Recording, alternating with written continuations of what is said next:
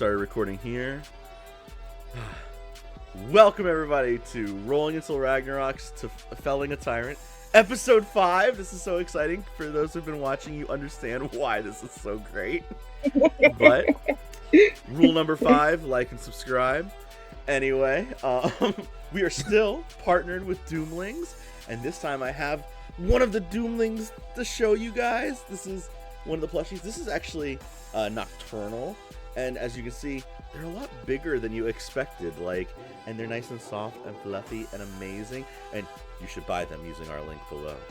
So, anyway, to jump right into it, we ended last time with Grant, our amazing friend Grant, blowing up the large tower that has been sitting there since ancient times and was the pathway from the surface back down to where all the Skeda live. Vashat had currently just got done teaching Aesyn a little bit about how to be maneuverable in a fight in just the best way ever. And all of the Skeda all the Seekers are currently up top, and Grant kind of looked over and said, "Great job, Aesyn, getting them all up here. Anyway, now we've made a big enough door for everybody." And I believe, Marin, I cut you off last time when we ended, so by all means, take it away. I don't know if you've ever seen a deer just kind of flat-footed leap into the air. But now you're about to see one as she leaps up, and this, still unsure how she's carrying this massive rack of antlers on her head, as she headbutts Grant and grabs one of his horns to kind of prop herself with her hooves against him to make sure she's eye level with him. And if you remember from the fight a little bit ago when we fought Short Stack, ground beef now.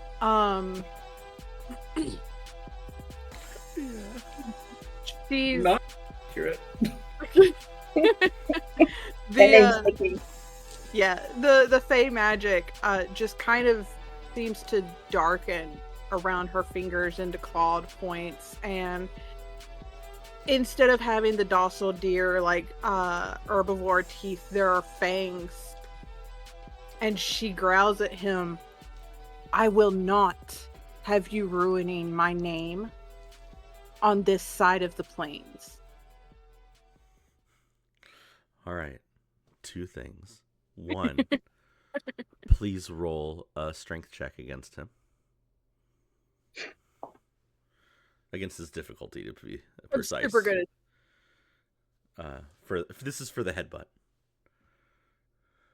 For the headbutt? Is that not like an unarmed strike? I would like you to roll your strength versus his difficulty to see if it hurts. To see if it hurts him. Oh, I don't care if it hurts. But it's a 15 with fear. Oh, okay. No, don't worry about the with fear part. I just wanted to see where it was at. It's a 15. Yeah. No, you haven't come close to his difficulty. Okay. And so you hear you all would hear this like this crash of, it almost sounds like thunder has struck, lightning has struck near you and let the thunder off near the crashing of it all. Grant, you wrangle, you do this, your thing.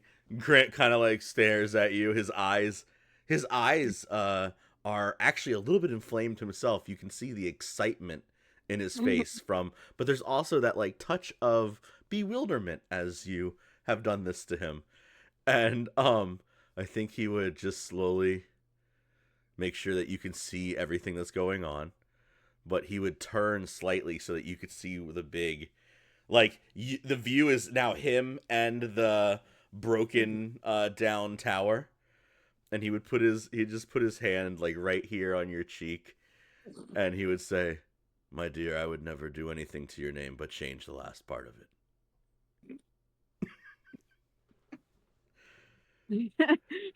Am I going to take you with me down there now?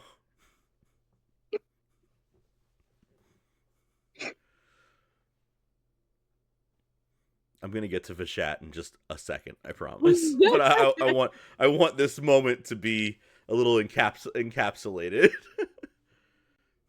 She it's this weird kind of growling noise that she makes. And she says, everything was fine. You didn't have to blow anything up. I understand you like your explosions. They're fantastic. But everything was agreed upon. He would gesture to Vishat now, who has now slowly began to creep around, like as if he's gonna like make is like a predator kind of circling his prey, and he gestures towards them and goes, "Do you see how small these rats are? They're smaller than all of our equipment. Anything that I would bring down there. I just made a larger door. Vishat, your people were out of it. This is not a big problem, right?" And he would he'd nod to Vishat. Vishat's eyes look like he is just like there's like pure anger that has washed over his face. This was their little safe haven. Like this was theirs.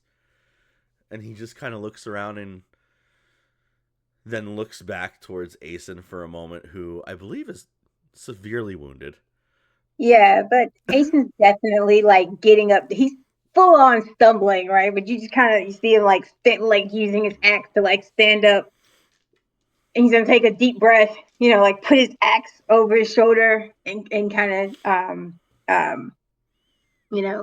talk to Grant for a minute. How dare you ruin the fight between two great warriors? He's gonna like look over at Vishat and be like, I know you don't need help, but you have my axe regardless. Right. Isis would be like, and you have my fiery fist. We don't tolerate bullies here. I almost said Tourmaline. Marin's gonna let go.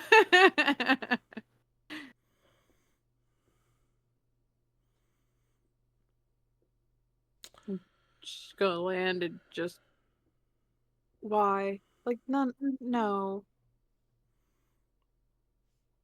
What do they need those for? This is an agreed upon effort.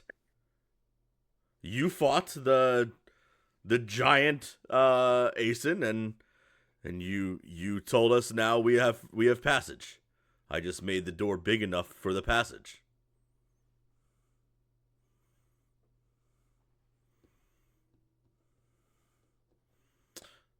I think a little bit out of character, I'm going to allow Aesyn, if you'd like to give me a D20 roll real fast, if you can do that.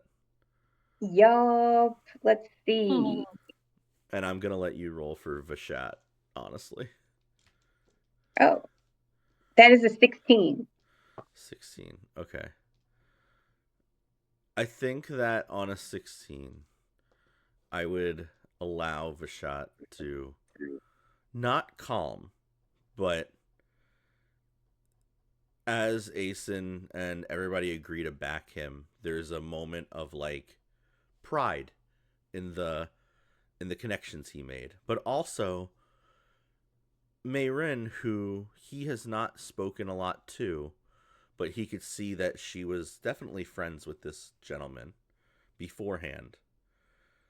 The way you all have stuck up for the Sketa, Vishat is understanding of this.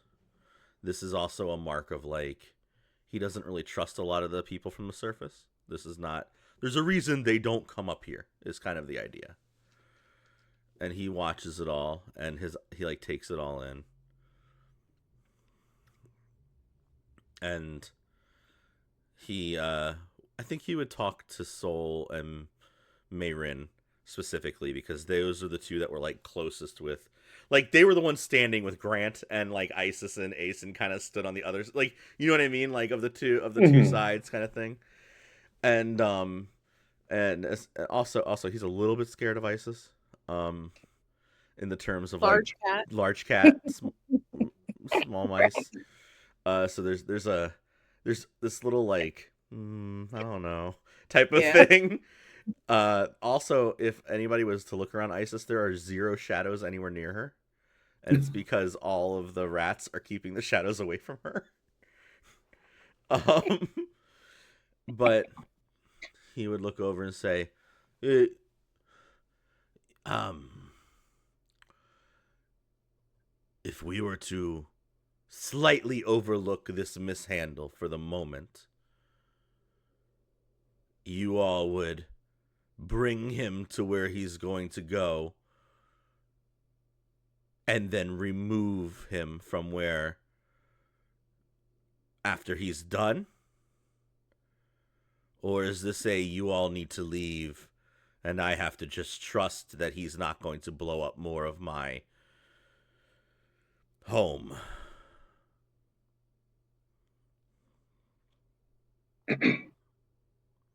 Soul is gonna look at him and just say,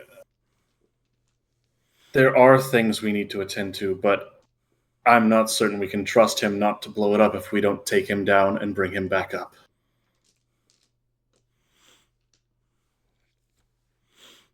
If the rest of you are all right with it, it might be best for us to stay just momentarily." Yeah, Isis would have just keep eyes locked with Grant and be like, I think that's for the best. We're involved in this now, and we need to make sure this is handled better than how it's already been done. He's already shown his disrespect. Kill him. I don't think anyone needs to die. Just be watched. Grant, none of your people have to die. That is true. I have no intention of blowing up anything else that would bring the house down around me, per se. We want to get into the catacombs, after all. I just needed a large enough hole, a doorway, if you would, to get to where I have to bring my carts to. He gestures to, like, the large mining carts for the operation. It's what we were doing down there before the large rats attacked. It has always been the same operation. I'm not going to blow. If you take the legs out from under the house, the whole thing's going to collapse, and then I don't get what I'm looking for. That may be correct, but I also thought that you would be a little bit smarter than to just blow something up without speaking to them about it first, since the deal was kind of already in the works, but you didn't. So now you have to understand there's a little bit of lack of trust here. I mean, and he looks over to Marin. You all are welcome to stay as long as you'd like.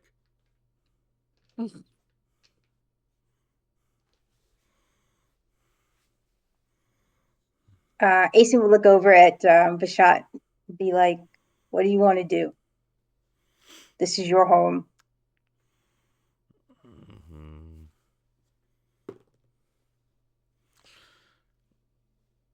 Vishat would just look and say, "You need to get rest. And maybe drink something to take the poison out of your wounds. I think that I'm not... As long as he doesn't get any closer to the nesting pods or beyond the catacombs, he will not be hurt, or not there will be no action against him. He just needs to stay where he says he's going. Once you encroach upon where the Sketa live, I will not even have... It will not even be my choice anymore. It would just be a bloodbath on his account."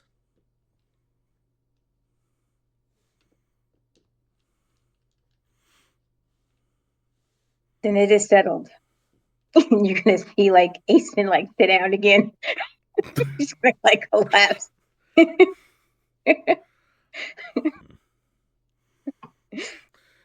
There's like a little bit of worry in Vashat's face, but also it's a good fight. It was indeed. No regrets. He's a tough guy. He'll get through it. Don't worry. Aesyn's been. I feel like he's been through a lot worse. There's that little bit of concern that comes across Soul's face as well, and then there's just I've got a water skin. Pulls it out and starts walking it over to Aesyn, unsure if he's got any of his gear on him. Aesyn's mostly naked, so there's like no gear. Remember? Yep. Barbarian booty shorts. Yep, I remember now. Just He-Man running around out here. Exactly. It doesn't even have pockets. Okay, I need you to know. Like, we learned that. Yeah. We learned that with the did. pixie. No pixie, it's free. But I will just bring over a water skin and just hold it out, like, drink this before you fall over further. I believe Aesyn will gladly accept it. Grant's gonna speak up over all over the top too and be like, I believe the professor has some soup on as well. And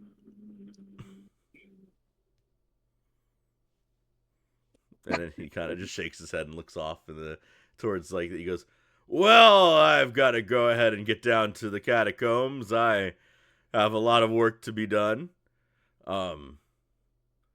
You know, you all are welcome to stay and hang out and see the great finds we get. We have a good couple weeks ahead of us before we're able to leave here.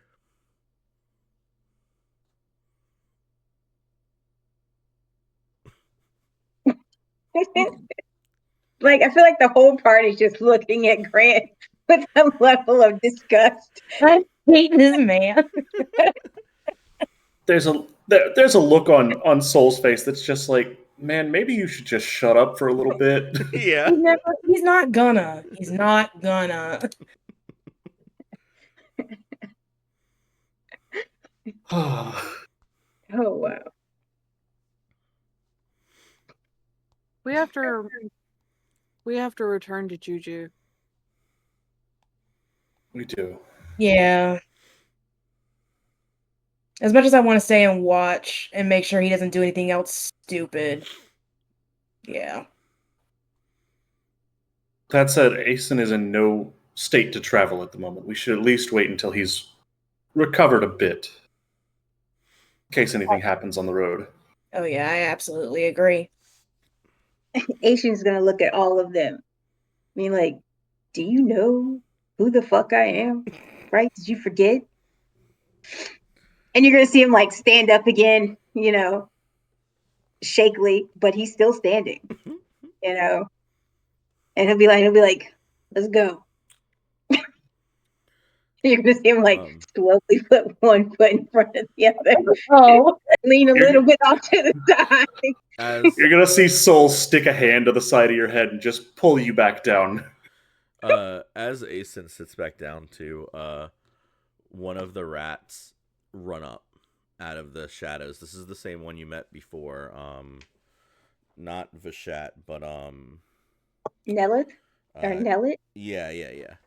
And he kind of like looks at your gear that you have on, and he like kind of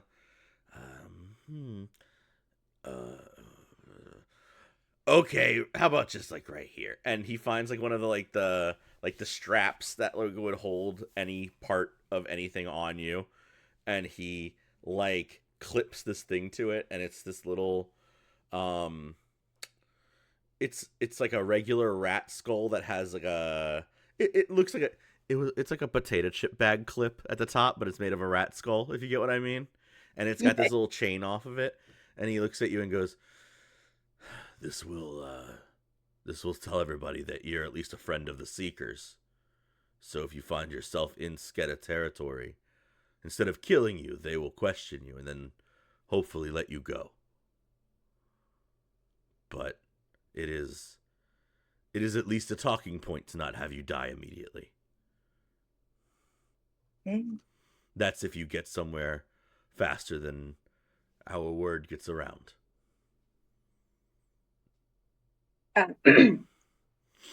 Thank you. We've never seen anybody strike Vashat more than once in a fight. You are a great warrior. And he would bow.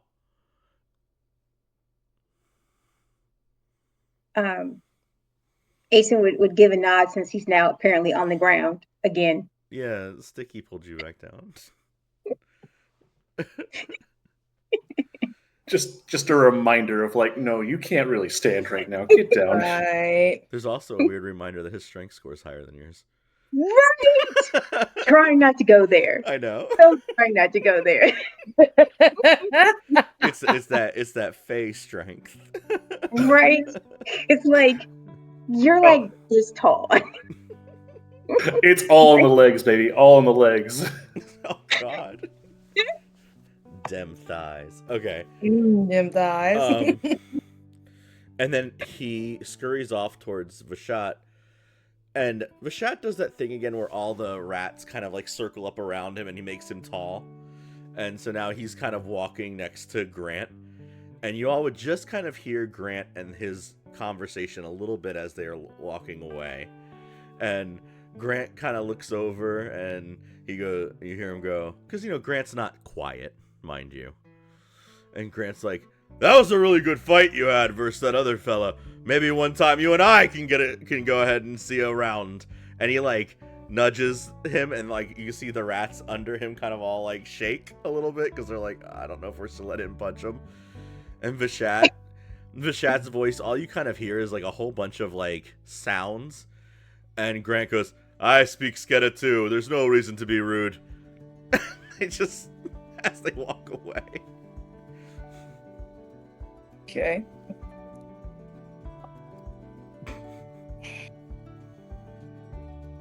The idea of Grant, this giant minotaur, making squeaking noises, though, very funny to me. I just kind of imagine it like Kronk from Emperor's New Groove. He's like, squeak, squeak, squeaker, squeak, squeak. Yeah. There you go. He doesn't use the accent for it. Yeah.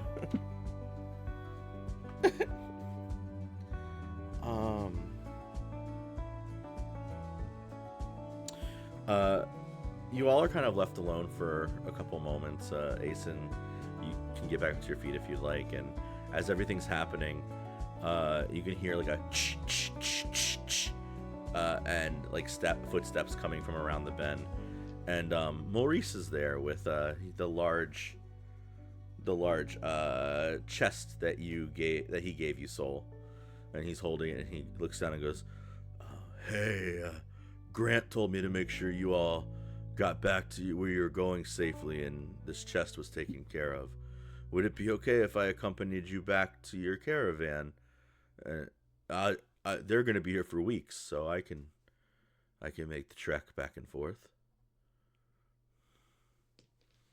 I'll look around and just look at everybody else and say, I have no problem with this. You were very helpful with getting the metal out in the first place. No, I mean, if Soul trusts you, I trust you.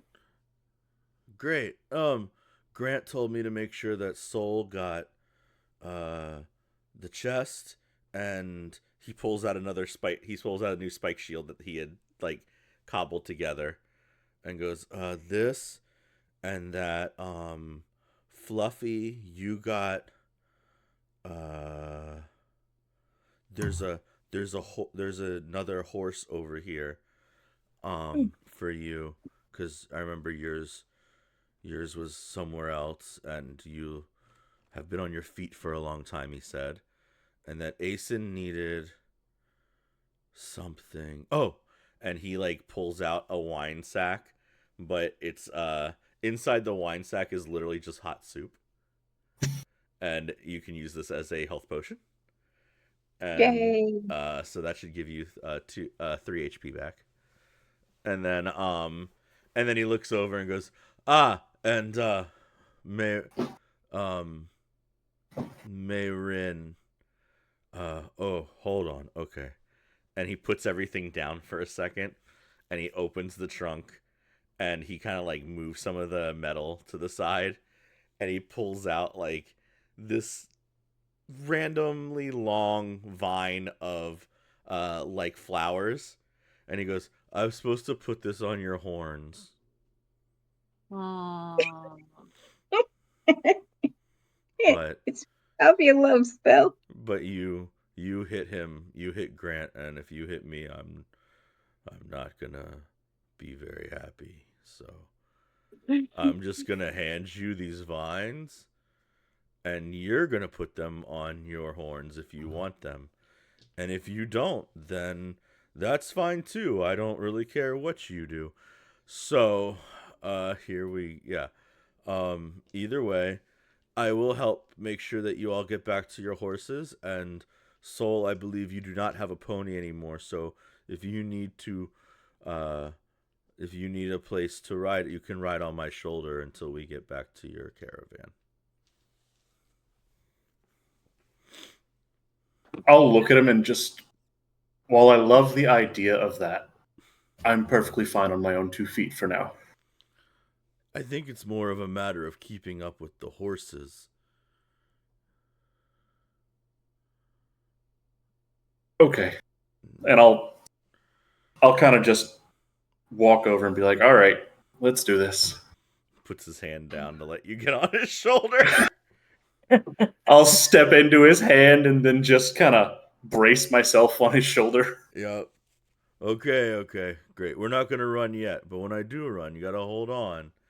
And then he just like he's holding like the large chest in one arm, and he's got like Soul up here on the other shoulder, and he looks at everyone and goes and gestures towards the woods. "I think that your people or your animals are still at that little hunting place, right?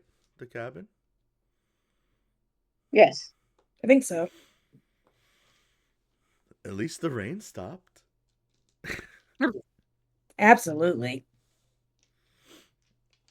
That lightning was more than intense.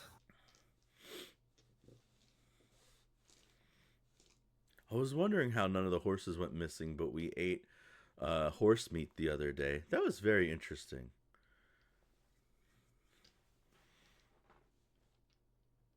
Of course, Sebastian. Because Marin's going to point at her horse, Yep. which is actually here. Yeah. I knew I didn't like ground beef. I'm not a fan either. Oh god. Okay. So I think we can say that you safely get back to the horses. You get your cart all kind of hooked up. You get the large trunk in the back. Soul, theoretically, you could ride in the cart if you'd like, instead of on this gentleman's shoulder. I think that I will just ride in the cart for now. Yeah. And then Maurice kind of makes sure that you all get back on like the main road, and he would stop everybody before sundown, and he would say, "I believe that if you just follow this road towards the Moonsalt gates, you would find your caravan. Do you need me to accompany you further, or can I go back?"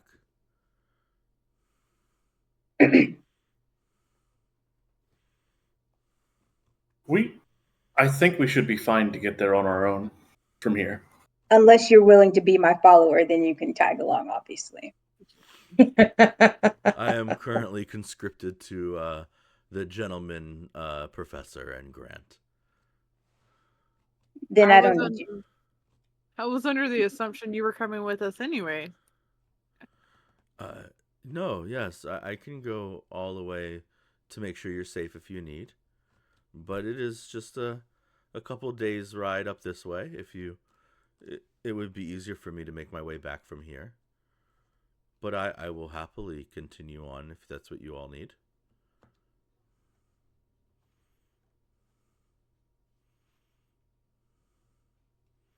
Mm, I feel like we should be all right just for a couple days. What do y'all think? I certainly don't need him. We'll be fine.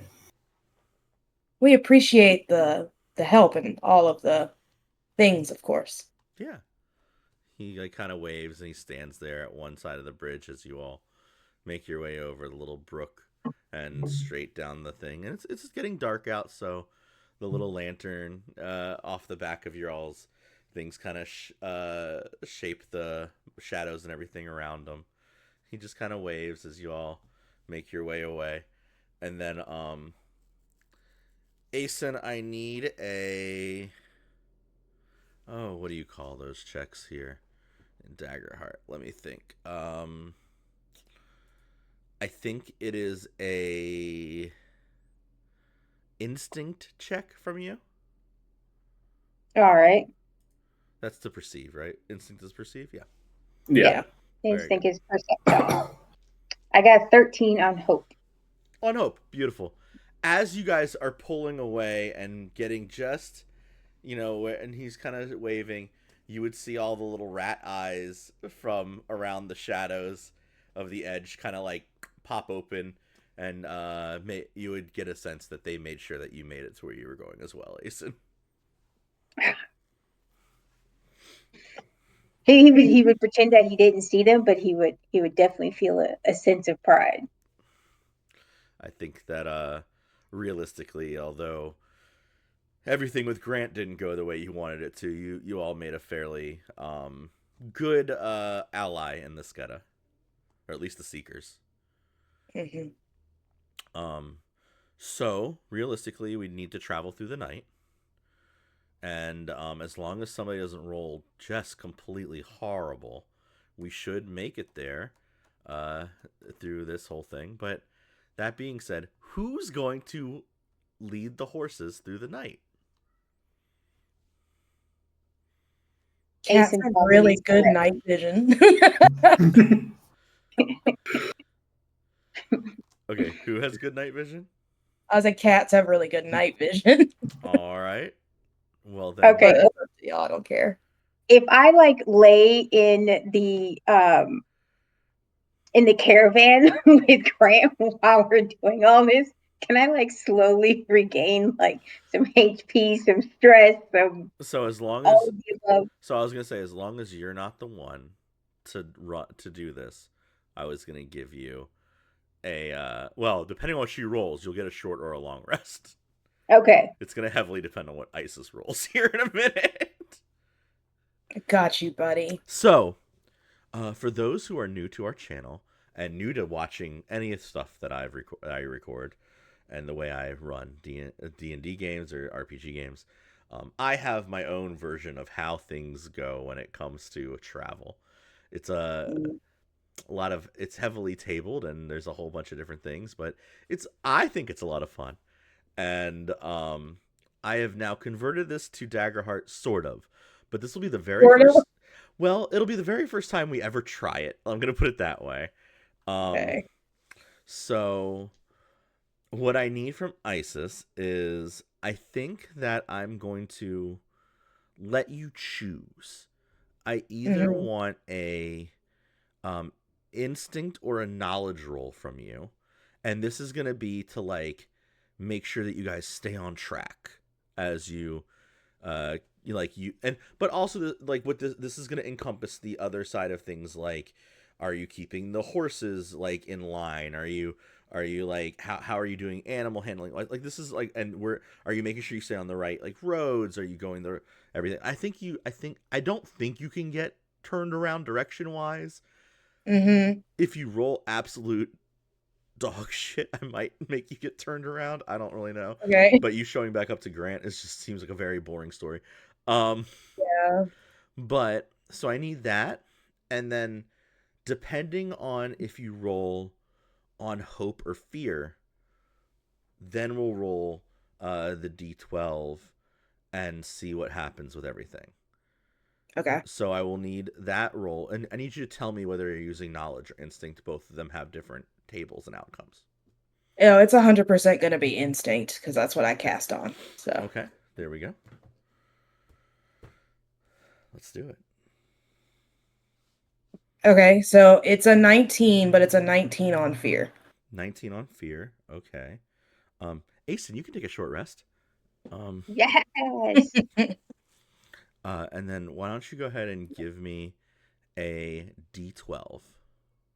Okay. We'll pull up our very special Cinderlace table. And that is a 6. Which you can roll dragons on. Oh God.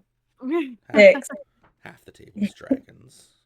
Half the table's dragons? Pretty much. Oh no. Okay, a 6. A 6 on the fear table. That's cool. Okay, so you guys get through most of the night. It's a pretty quiet road. Like, this is not a bumpy road. This is a well-traveled, very used merchant route. It's one of the main roads that connects to what they call the Road of Tribute, which is the big road that connects the entire continent to where Underwing sits and where you would go up the mountain to send tribute. So there's this. Think of it like the interstate highway at that point. You know what I mean? There's people and travelers going up and down that road constantly. But this is a road that connects to that road. So there's not like, it's well worn. There's not like trees that have like fallen. If a tree fell, it would kind of get moved around a lot. And you guys are kind of going through the night, and then as you are pushing through, you start to see another caravan up ahead of you with the same lights kind of like falling off of it. This one is more draped in different kinds of like firelight. You could see like little greens and pinks and blues. It has it almost has like a holiday feel to it, or like a festive feel to it. Isis up ahead, and it's going a lot slower than you, but it is taking up the entire roadway. Oh. So you would have to, like, as you kind of pull up behind it, you kind of slow down to not a snail's crawl, but think of like, this is like 2 oxen pulling this one, and there's other horses running to the side. This is a much larger caravan than you guys, and there's like a little kid sitting on the back of it. He is just a human child, little black hair. His eyes are like the big saucer eyes that like a 7-year-old would have, that should not be awake at this hour in any way, shape, or form. But he's sitting on the back of the caravan. And he kind of like sees you, this giant cat creature, and he just waves. Hi.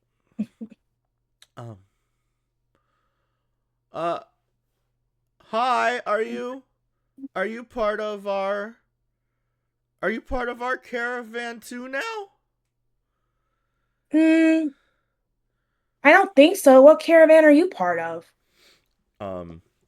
As he screams that out, you hear like a poof, poof, poof on the back of theirs, and a guy's voice. John, shut up! People are sleeping. And then he goes, "No, there's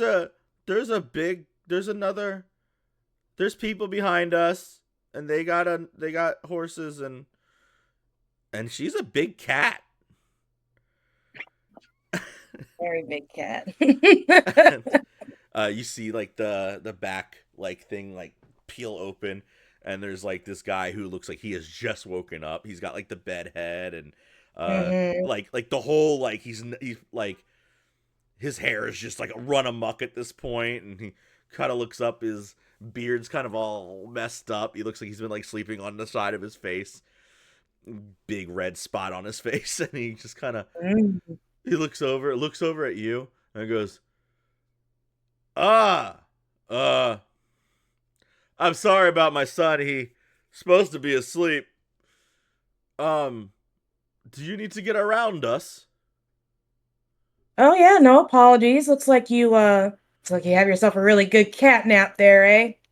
And yes, please, I would love to just politely make my way around. We don't mean to be a bother. He kind of like giggles. He chuckles a little bit at the catnap thing and goes, "You must have kids." And he pulls John like into the carriage. Kid's like, "Ah!" And he gets like pulled in, and he goes, "Hold on, just a moment. We'll we'll go ahead and get to the side so you can get past us. So sorry." And he slams Oh, the door shut sorry. before you can answer him. And Okay. over the course of the next like 20 minutes, everything kind of like shut, like everything slowly gets shut, like it comes to a crawl. The whole caravan kind of irks off to the side. Some other people on horses kind of come from around the front, and you realize this caravan is like 9 or 10 caravans long, like the carriages long. They all are draped in these different things. And this is a full on traveling like large merchants. They would set up like the bazaar out of town type of Hmm. idea. And there are like some animals that are like caged up in certain spots. This is a, if you didn't know any better, you'd think it was a circus, but it's definitely not a Oh. circus. This is definitely like, we come to town and sell an incredible amount of stuff.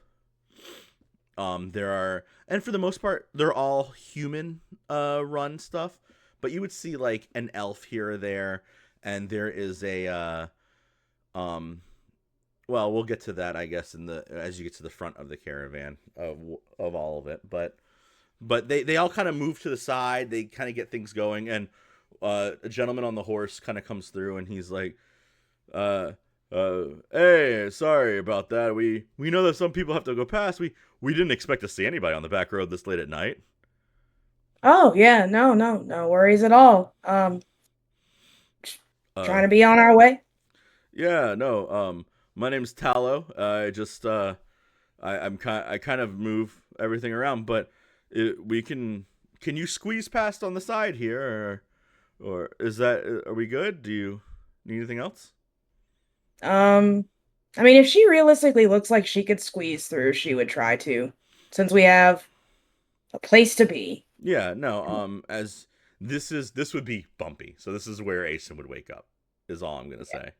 I I feel was like gonna as say we're he kind of looks like moving our knocked way out. to up the caravan with all the people, she would kind of like knock on the cart just to like make everybody, whoever's back there, aware, like, hey, there's a whole bunch of people, Um, just in case, I don't know what happens. yeah.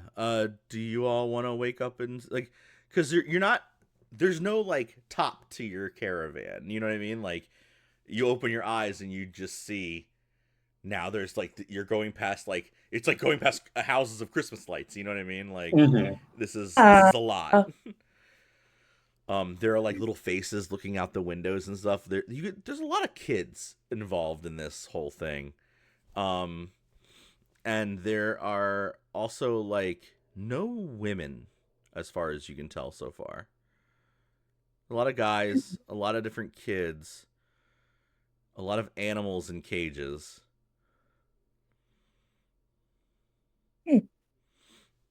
Unless Asen has a reason to like pay them attention, I feel like he would just like turn over. I mean, he's got his axe. He sleeps with his axe, so Yeah, he just like turn his back towards them and like continue to like pretend to be asleep. Like he doesn't need to get involved.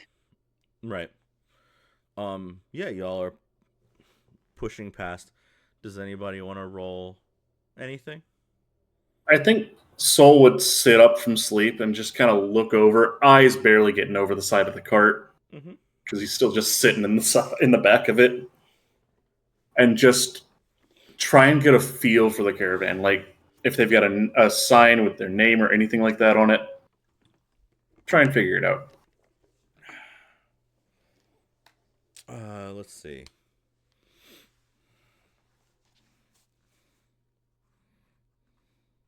Just to kind of add to that, whenever you're done with souls, since I am a sorcerer, I have what's called arcane sense, and I can sense the presence of magical people and objects when I'm close to them. So I kind of just want to feel for that.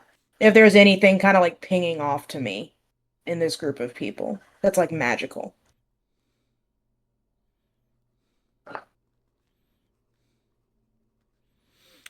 Yeah, I can. So I can tell you up front, there's not going to be anything magical about this. Um, what a sentence. There is a couple signs here and there that say the traveling new dawn, and Okay. there are a lot of what would be the equivalent of happy faces, if you get what I mean. Like there's a lot of like if there could be clowns like plastered on the side of it, there would be. It's a lot of like for you all, you'd see like a lot of like, oh, this is like happy children antics stuff, like little like clouds with like thumbs up, or like the cool guy glasses on the sun type of stuff. If you were to convert that into like whatever high fantasy silliness is going on here, Mhm. that's the what this is giving off. That's what this whole thing exudes. um you're trying to look for magic, Isis, so I'm not going to have you roll anything. But Soul, you were trying to get a feel for everything. Why don't you go ahead and give me like an inspection type roll, or and I believe that would be like an analyzing roll, so like a knowledge roll.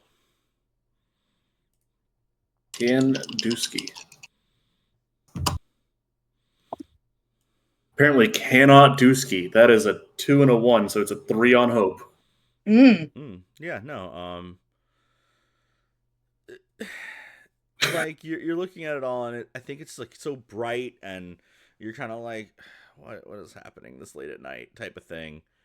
You don't really happen to see anything past like the brightness of it all, and what looks Mhm. like just happy graffiti all over the side of their cart. You can see some of the men like sitting on top of the caravan and stuff, but you don't really get a sense for anything else as they pull up towards the front of the caravan, the long line of the caravan stuff.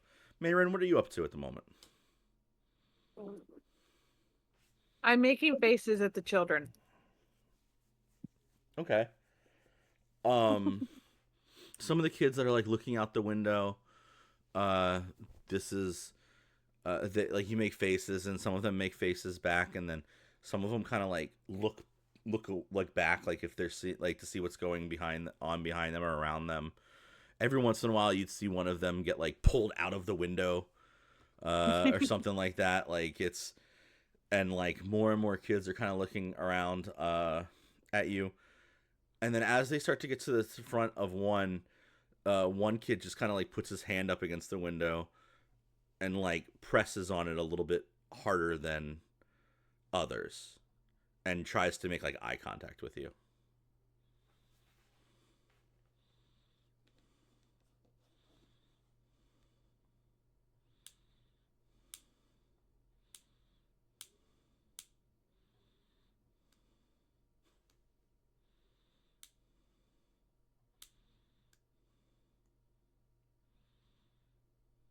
Hmm.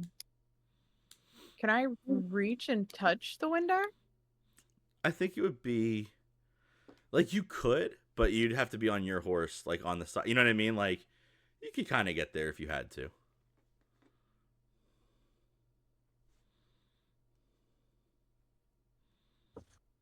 Um,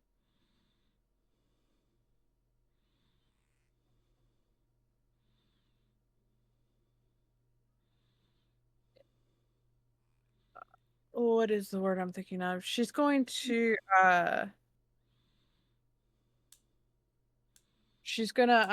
have one of the reins tucked like to the side as she kind of pulls like gently jerks at the horse's bit so it kind of jerks to the side a little bit. Mm-hmm. And it intending for the horse to read it as a signal to kind of turn around. Mm-hmm. Um as if the horse is just having this moment where it needs to turn around because we're moving next to this very lit, caravan in the night and all the noises and things. Mm-hmm.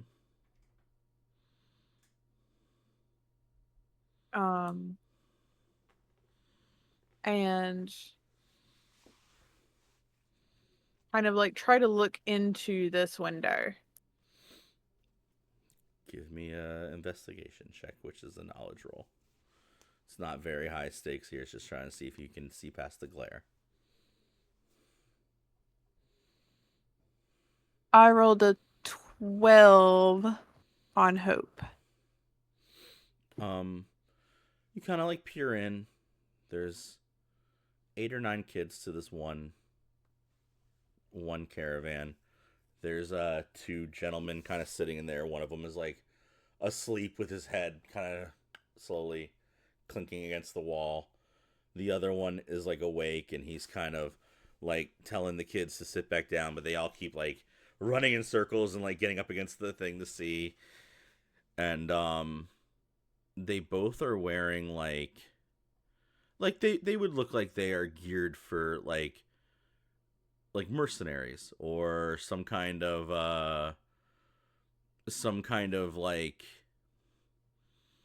like ranger or something like that. You know what I mean? These people are like decked out as if they're like ready for a fight. There are bedrolls on the floor strewn about, but there's only like two real seats. Some of the boxes that the kids are like jumping up on to come and see like over top of to get like looking into the window to see are there, and he's got his feet up on another box. You can't really see what's in the boxes because you just glanced for a second, but that's all that it really is. It's just a big empty. It's nothing other than that.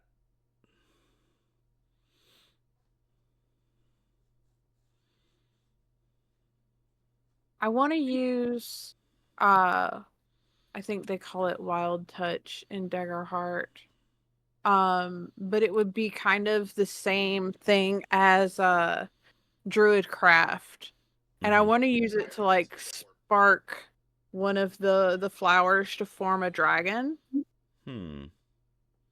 Okay. In kind of like a silent communication with this kid that wanted someone's attention. You want it to form a dragon? Mm-hmm. Just a little dragon out of the flowers. Okay. The second it looks sort of like a dragon, the kid would freak out, run, and like hide under this cover.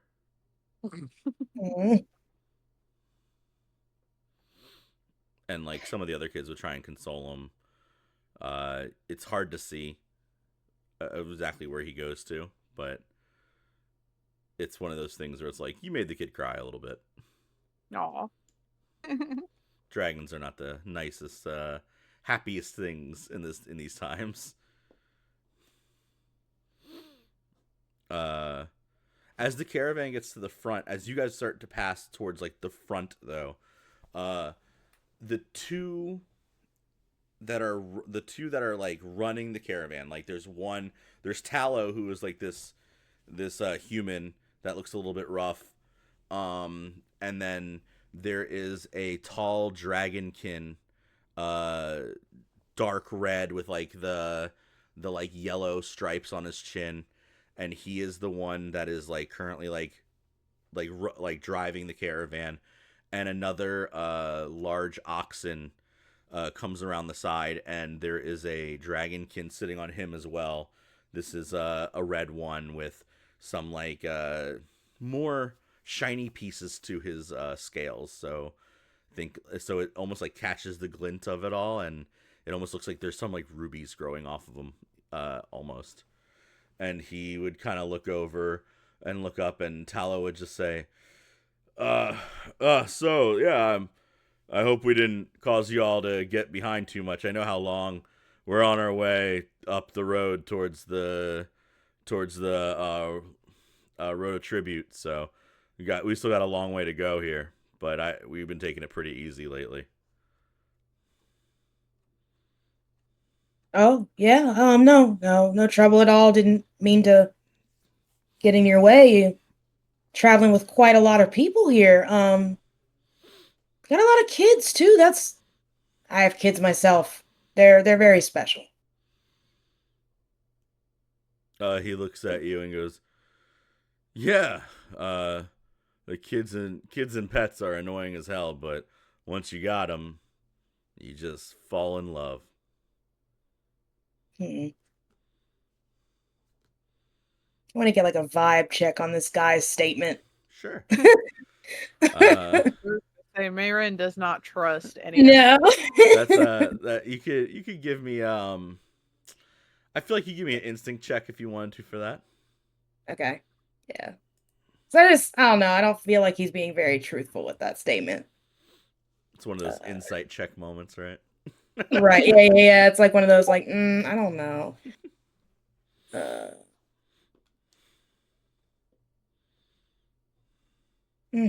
16 on fear. Fear. The way he says it just seems wrong. There's something there's just something there, and you'd have to press it to really know. Also, again, there's no women around at all, as far as you can tell. Well, okay, I question like how much, because they're on their way to a tribute, right? Which is the tribute like in Underwing? Because I'm trying to figure out Yes, like, they are on their way to the road of tribute, which leads to where you make right. tributes on Underwing. So like I feel like Aesyn would know that they're pretty much going to sacrifice like those kids, or that's kind of what his assumption would be, kind of on that road to tribute. It's kind of a the question really is like, would Aesyn just kind of like, look, they're on their way to being, a tribute. Let's keep moving. Like, that was a fun leap, really fast there, but yeah, okay. I mean, like, but because he's from there, I feel like people who come to give tribute, that's kind of like what they often would do. And so I feel like he would just kind of like have that level of insight. I feel that. I can see that. Is Aesyn awake? Well, he's pretending to be asleep, right? Because he doesn't really want anything to do with this caravan, Okay. right? Yeah. Okay, so then I guess the question is, truly, would you call out to have them keep going, or is Aesyn going to continue to pretend to be asleep? Yeah. You know what? Let's roll for it. All right, good. I feel like that's so what? I don't know. What's a good roll? Do evens and odds. So roll whatever you want. Evens, Aesyn yells. Odds, Aesyn tries to pretend to be more asleep until he's bothered more. So we'll just roll a d4 for it. That's probably simplest. Yeah. And we got a 1. Flat out. I think Aesyn is going to pretend to stay asleep. Aesyn's going to pretend to stay asleep. All right. He might sigh a little bit when he into it. And Isis, like I said, you feel something's off, but you'd have to press him more about what's going on. Marin, based on what you saw, you would also feel like there's something going on.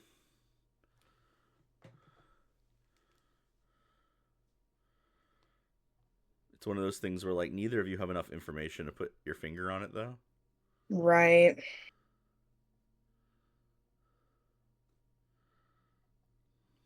I'm really trying to decide if she would stick around with that funny feeling and try to get more information, or be like, well, we need to push forward. We have more important things to do.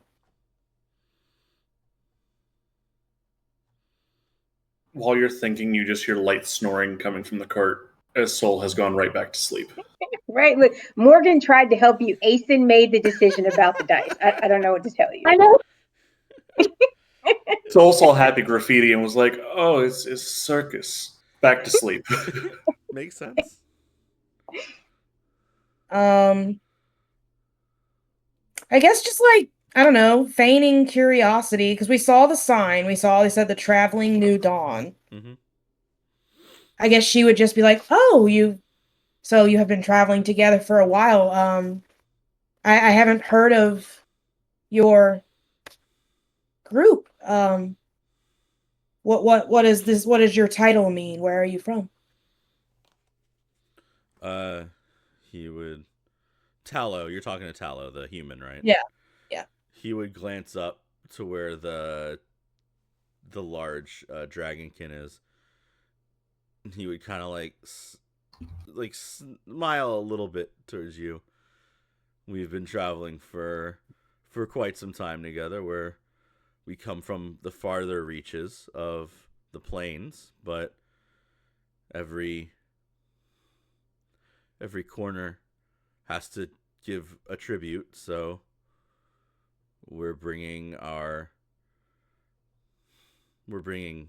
children to the pit and the humans and the animals that we have to Cinderlace. It's not really a really happy trek, so we try to make everything as comfortable as possible for everybody on the trek, and we don't try and talk about it too loud. There.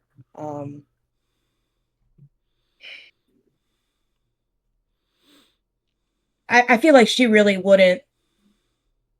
I feel like she really wouldn't want to stick her nose in this, because just prodding this further might make it worse. Because I'm not trying to like stop a whole caravan of people from bringing children to tribute. We saw what happened when we were at the previous town. We were supposed to pay our tithes. And I was like, well, if you don't do it, then somebody has to do it, kind of thing. So it's like, I feel like she might just let it go. There's also a sense of like he's glancing at he's trying to make small talk, but he's also trying to be like, Yeah. I'm not allowed to really stop and talk to you, sort of thing, because he keeps Right. like looking up at the dragonkin. Um, she would nod, of course. She would fumble around in her bag. There was one of the children in the back. It was very nice. I think his name was John. Um, since you're trying to make this trip more enjoyable. And this would be the only thing that Isis would have. But she would reach into her bag and she'd be like, my daughter loves these. And she would hand him like one of those little like cat toys, like a little mouse with a little tinkly bell in it. Let him have that. If she enjoyed it so much, I think he'll love it.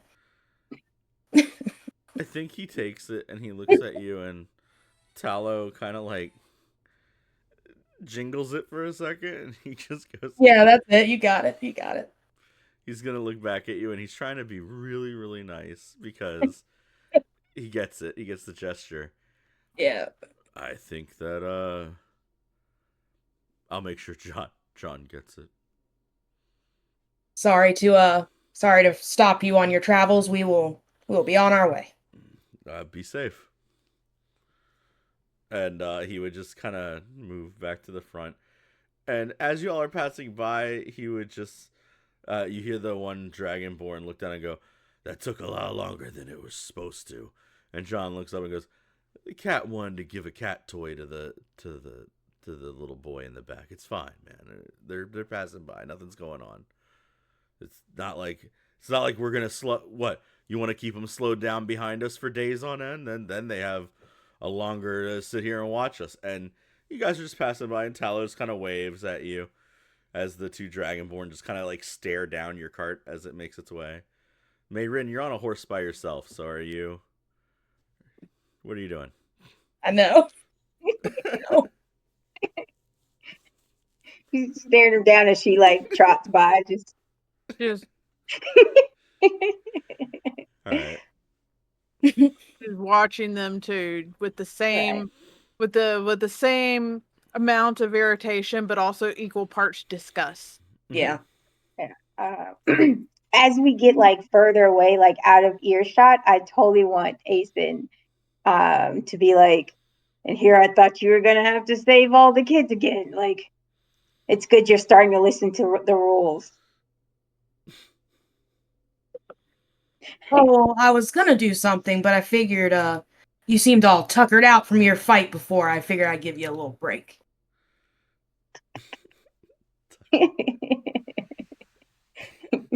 You're like, you never have to worry about me, Fluffy. Aw. She would just pat Aesyn's little head. Now lay back down and get your rest. What's with all these people touching my head? And cats. Like, come on. Oh man. All right. So theoretically, I guess we have another day's worth of travel, and you guys kind of you finally get back to like the area that Soul you'd even know. This is like the area below. You could see the floating islands up top. You can almost smell the water and hear the waterfalls. So you know you're getting close to where the caravan was before. Hopefully still is. Mm-hmm. And the morning has come. Who is Isis? Are you still providing the person leading the caravan, or are you taking a break? What's going on? I mean, if somebody else wants to, that's fine, but I can keep pushing forward. Aesyn would like to take this opportunity to repair his booty shorts while we're waiting. Yeah, no, definitely. It's you see like this giant guy like stitching up shorts, just like hunched over. Fucking love it. The needle looks like a cactus spine between his fingers. Back. But I think Soul's gonna just, once everybody's awake and kind of to get kind of close by each other, Soul's just gonna say, listen, when we get close, I don't know if they're going to have noticed the key is gone. I need to keep my head down in case they have. Absolutely. I would probably say then Isis would say, Soul, I guess stay in the back of the caravan as we make our way through. Don't draw attention to yourself. Dia. Yeah. Yes. You know what? You could help me repair some of these shorts and like give him another pair of shorts, and you're gonna be like, where did you pull that pair of shorts from? they're layers. It's layered. Like an onion? How many layers do you have on? That feels a little personal, Fluffy. Oh, sorry. Is it 5? In reality, it's only 3. Oh fuck. Okay. Oh my god. All right. But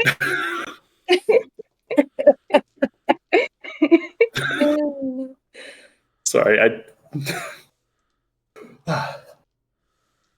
but no, I'll look at the shorts that you're trying to hand me and just, I don't know how to do this. But I can try. Honestly, they're probably as big as you are. Yeah. But the idea is, if we've got something that can cover up the metal, I can just hide in the chest, lid slightly cracked. No one will know I'm there. They can't prove you took it. Whether they can prove it or not, if they find it in my bag, it's a bad sign. It doesn't have to be in the bag. In fact, she's going to turn slightly and she's going to pull Audrey off her back.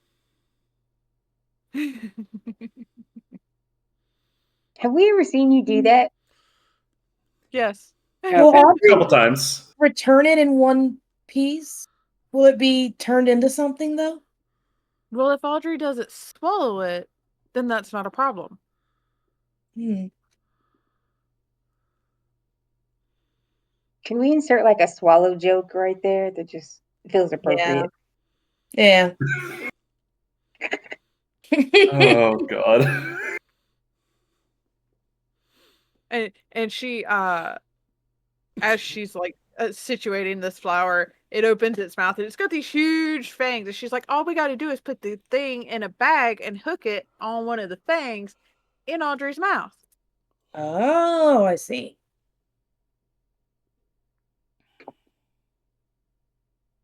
Probably a dumb question, but is Audrey magical? Because they looked right at me when I had the key. Who did? The dragon.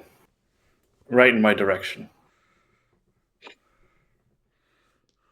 Well, you're magical as it is, but Audrey has this special ability to take wasp and turn it into mead,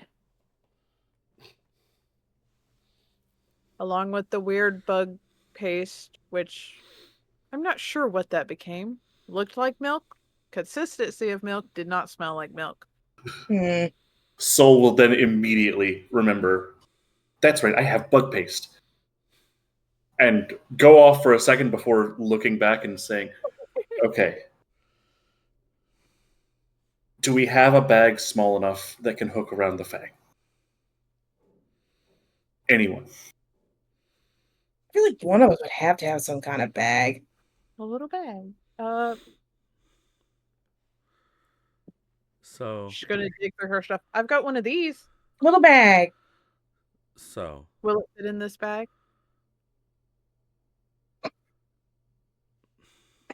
so, I just want to make sure I understand. You want to tie a bag to the carnivorous plant's fang Mhm. and dangle the object down its throat? Yeah, just into its mouth. Yeah. Mm. And if Audrey eats this thing and turns it into something else, there's a great chance that you're not going to be able to turn the forge on. Marin never said it was a good idea. She just said she had an idea. All right, cool. Mm. Yeah, it would totally fit in that bag. But it's like this big. See? Different parts. Yeah. I'm just gonna do a quick how alert and aware that this is a bad idea is Soul this morning. Check for myself. Okay, yeah, I was gonna say that's completely up to Soul, I think. Yeah, I'm just giving it a random chance to see if he has become alert in the morning and is realizing this might not be a good idea. Like, why can't we just hide him in the chest? I feel like that'd be so much easier Is and not the risk chest having to magical? turn the key into something else. So, as you're presenting the bag, Soul will be reaching into his, and the key will be like in hand. But there's a moment of just wait, clarity across his face. Maybe we don't put this inside something that turns things into other things.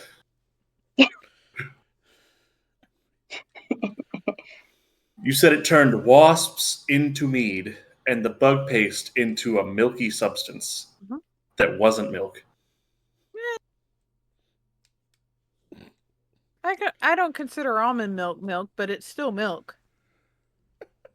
Maybe this isn't the best idea. And I'm Grab going to lower the key back into the bag and just grab the bug paste instead. Right. I'm glad we finally We got put- there. We put Fluffy and the key with my shorts in the box. Put me with your shorts Not And you. the key in the box. I meant sticky. I was like, I could try to wear your shorts. I think that's a good idea. Aesyn will Just- share them with you. They are fantastic shorts. Are they? I want to try these shorts. He's gonna like pull off another pair. And she would put them on and be like, how do I look, Aesyn? You need a spot for your tail, definitely. Yeah, we should probably. Got like this weird bunch part, like right there. Yeah. So do you, but just in the front. That's what I was.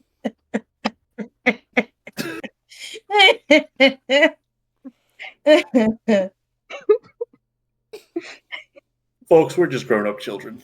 I'm a child with a drinking permit. I don't know what you're talking about. Exactly. Oh my god. Oh man. Oh god. I would cut a little hole so my tail could stick out and be like, I'm 100% keeping these. These feel so breezy. Right? They are the best. They give you lots of like leg room. He's gonna like start stretching his legs, like his flexibility, just like legs, like and like jumping up and down. She's like full on got like the cat leg like up here, just like Whole cart is. Soul almost falls out of the back of it while he's trying to get to the chest and open it. Right. I like the chest idea. We should hide in the chest. Right? There you go. So we put in the box, in the chest, there is sticky, right? The key, and my other pair of shorts. They're all in the chest together. I like that now we're protecting the other pair of shorts as well. Yeah. Listen, those hot pants are magical. They are. You gotta They try them are. on. I think feel they'd much be a hotter. sleeping roll for me. A bed roll. I feel like none of you have ever broken into a prison and needed to swallow the key to get back out. Can't say that I've done that. No. I just kill things. Oh god. I If I needed to get out, I would just kill the guards and I'd walk out. You should see me stealth out. It's even better. I would love to see you stealth anywhere. Great. I'm going to show you. How about we Okay. try it now when we go past wherever it is we're going? I want you to stealth. We'll see. We'll see. I'm gonna assume that you all have been traveling this whole time during all this. Yes. And it's at this moment I'm opening the chest and trying to pull the metal or anything else that might be blocking the way out. while Soul is doing that, you'd remember that this is supposed to be a forest that you make your way through back to where the caravan was. The trees here are now blackened. There are large swaths of the ground that have been ripped up and sundered. A lot of the trees have been knocked over. It looks like there was some giant struggle. The tops of those trees singed as to the most crisp possible. This area, which used to be a forest, is now a clearing that you just push out into. The wind picks up a little bit. You can still smell ash and sulfur and poison on the air. You can't really see anything. You can see remnants of some dead animals, but for the most part, it's just trees that have been cleaved out of the ground, almost ripped out root-wise. There's some stumps left. There are some cracked trees that are just barrowed down. It almost looks like something was like rolled through here, and there are giant scorch marks. But at the other end of the clearing, you start to see a light that shines. It gets your attention, Isis. It just flickers. Mm. Um, I guess she would try to make her way towards whatever that is. As you get closer to it, you realize that hunkered down slightly in some of the brush, you would see a hobgoblin with a like this big crystal kind of like catching the light and making it, and he'd come out and be like, "Ah, Jom told me you're on your way back. I was supposed to be keeping my eye out for you all." Oh, look, guys, we made it back. Uh, yeah, my name is Rai Rai. It's nice to meet you. Right.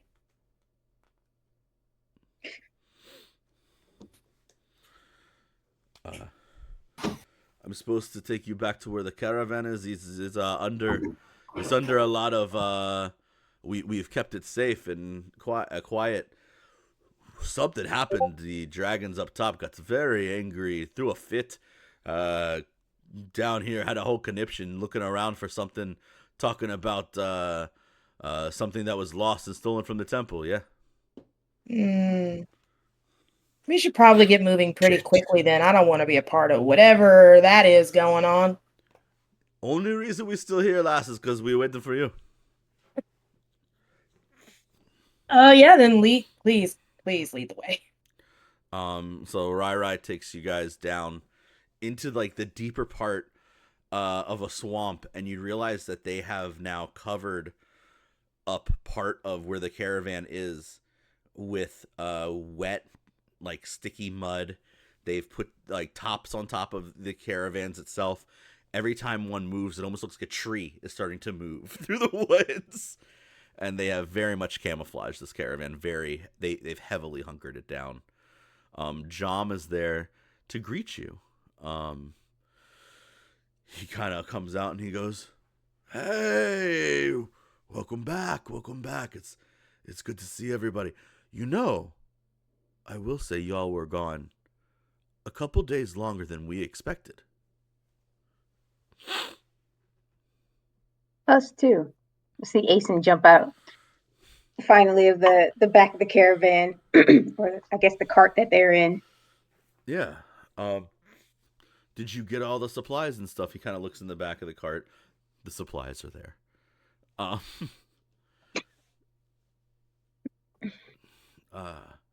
we can make our way out of here whenever y'all are ready. We've been arresting for some time now, just kind of hiding from dragons, and some random mercenary found us though, so that he was looking for you, Aesyn. That was days ago though. And did you catch a name for this mercenary? No, some tall lizard fella. I sent him on a. I told him that you were heading up north, so that's the way he went.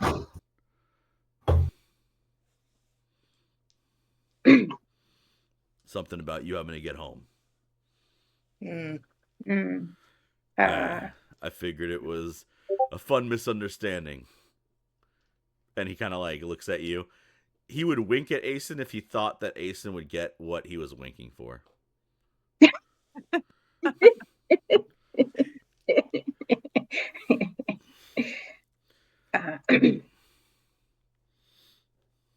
Yeah, I may have crossed him. He's just gonna like leave it at that.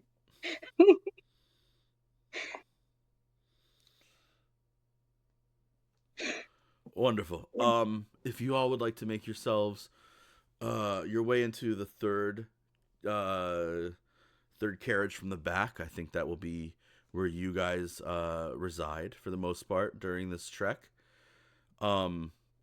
If you have anything that needs to be kept safe, though, you might want to go ahead and talk to Tableau in the front.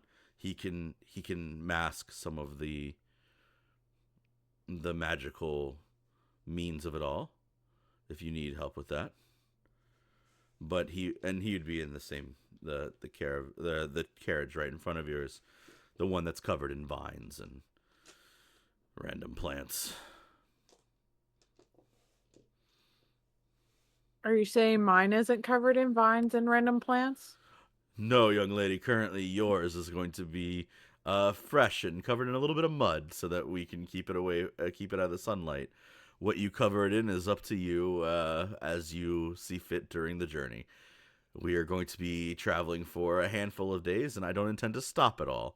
So we have to, after all, we have to get all the way up towards the most of the way up the road of tribute, and then we have to make our way north from there to Karsh's Channel, where we will make our camp, and Aesyn will take you all down into where the dwarves live, and hopefully come back with some ore that we need.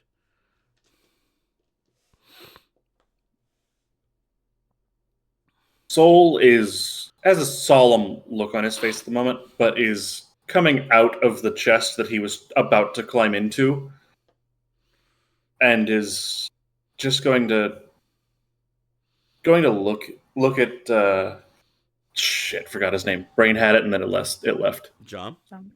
Yep. Look at Jom. Do you know anything about what happened up there? None of it sounded good. I will say that. Then two of the dragons slammed into the woods near us and were throwing quite a fit looking for something. You can see what happened to most of the wilderness. I was lucky enough to be able to cover a lot of the caravan in muck and mud, and we only really lost one of our carriages, so that was a plus. I feel like Aesyn would get really low on Soul's level, and just be like, dragons aren't known for having leftovers, and then stand back up. Much as I want to know what's left up there, we need to go. We need to be gone. Yeah. And I'm going to just immediately turn and walk to the person he was pointing towards. So are we having the whole chest with the key and the ore to? I was just going to grab the key and take it to him. Did you? Because I don't know if the ore will need to be masked. Or the metal we had. It doesn't hurt. Yeah. All your stuff would be taken into the large carriage. You would have stuff there, but the carriage that you're going to, which is Tablu's carriage, and there's other elves in there as well, but mostly so how do I describe Tablu? I put some pictures for you all to see him, but he is a tall elf that actually has a lot of moss and vines growing out of his skin. He has this long green hair that kind of smells like there's this scent of lavender almost to him as you open the door. The whole it almost smells like he has he himself kind of smells like a spice rack, if you get what I mean. There's this scent of it. That's the best way I can put it. There's different smells coming off of him, he is from the deep wood. Nothing that's horrible, but also it's a little bit confusing because there's a lot. It's a lot. We'll put it that way. He has kind of this gruffer appearance at first, but the parts of his skin that are there is this soft mix between blue and purple to it. His eyes themselves are just bright and in place and almost look like starlight coming through from under his hair and everything. And as you come in, he has this large growing box of he's just working on. It's a big gardening box up against the side of the thing, and there are plants growing out of the box, and he's just sitting there smiling wickedly at them all. And he would turn and look and say, "Whew, I haven't seen one of your kind in so long, but I was told you all were coming back. Does that mean that we finally are going to leave here?" It does. We need to be gone sooner rather than later, but I was told you could mask something for us. I can cover up the visual properties of the magic so that it doesn't ebb and flow into the air streams, but if you do get close enough to somebody that can sense magic, they're still going to have an idea that it's around. Really just don't need a beacon on us while we travel, and I'll pull out the key and just uncover it from a cloth that it was wrapped in. I think he'd smile. They said you stole that. I think that is truly wonderful that you somehow got away with that.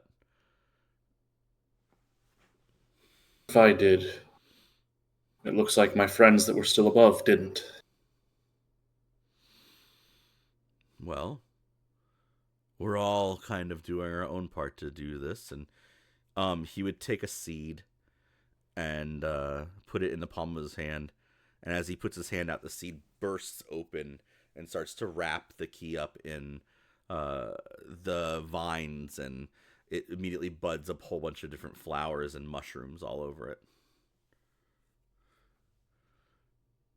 Marin's just like, how is that any different from what I suggested? He looks at. I think he'd look at Marin and say, "Did you suggest forest magic as well?" Yes. See, sometimes the clever. Sometimes they don't want to listen to the clever. Tell him the other half of it. I literally suggested putting it inside of a plant. I did not say what kind of plant. That could eat it and turn it into something completely different. We only need to get away from the dragons. And this area, and you could have it back. Hopefully in the same condition that it entered the plant. Does it need to stay in the same condition? Yes. And then Oh God! No, and then he starts laughing. Goes, "I jest. All right, no, you should be fine. Keep the bauble with you." Oh God! There is a roller coaster of emotions across Soul's face, and he's just, and then just nothing as he's like, that's no, and walks over to the cart that they're supposed to be staying in. As you start to leave, you'd hear Tablu just say, "If you don't have laughter in your life, you don't have a life worth living."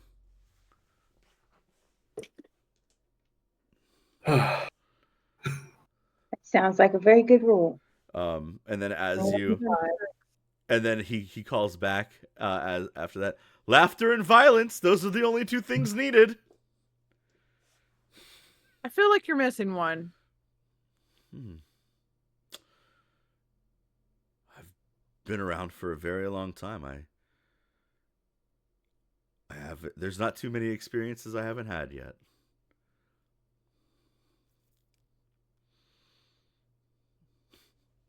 Then we can agree laughter and violence are not the only two you need. I'll have to add to it as I find more. But for now, we're keeping that one. He's gonna like mentally.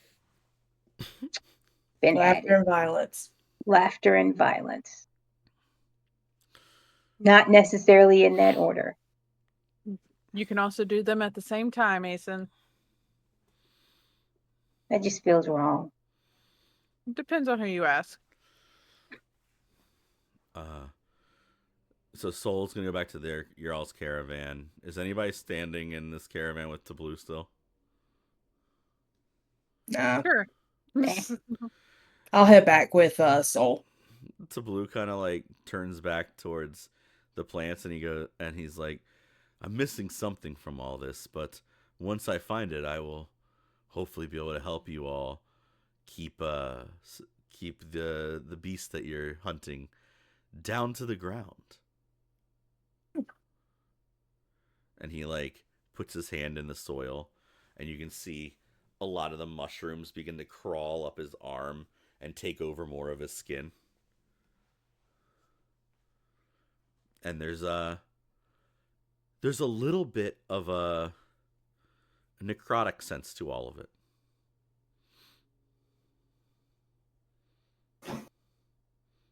You can see his skin start to like sizzle and shrivel up as he's almost like he's burning away his skin and replacing it with the mushrooms themselves.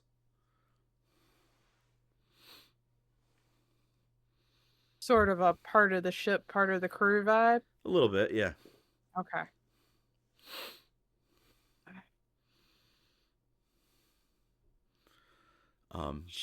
She's kind of watching and she's like, I feel like I'm close enough to nature. I don't have to get any closer. And she's like gently like messing with her hair around her horns. And he would turn and look at you. And he'd say, I've been mortal for hundreds of years, but I think that becoming nature would allow me to live much longer. I'm trying to make sure I keep most of me intact as I do that, though. And he kind of like smiles, and there's a little bit of crazy there. When this is all over, you and I should have chat. If I survive this, wild adventure. If you survive this, I would love to talk to you about any of the magic you happen to know. It's so rare to meet magic users nowadays that aren't giving to a giant beast that does not deserve any of it. That's true.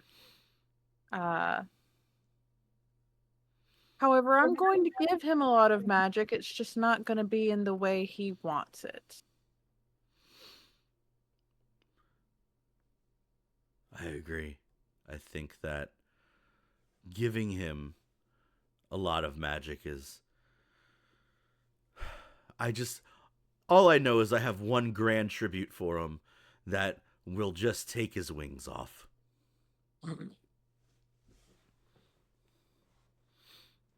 I was kind of hoping to take his breath away, but that works too. He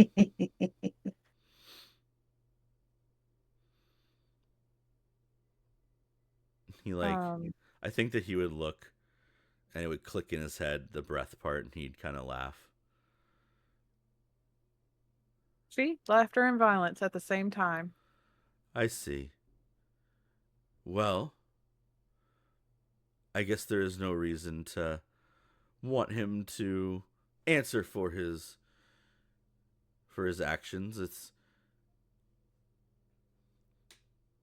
We just have to make sure that he's not the top of the totem anymore. He could be grounded, you say?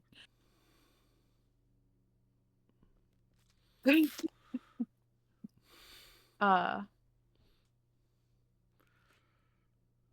no, I forgot what I was actually gonna say.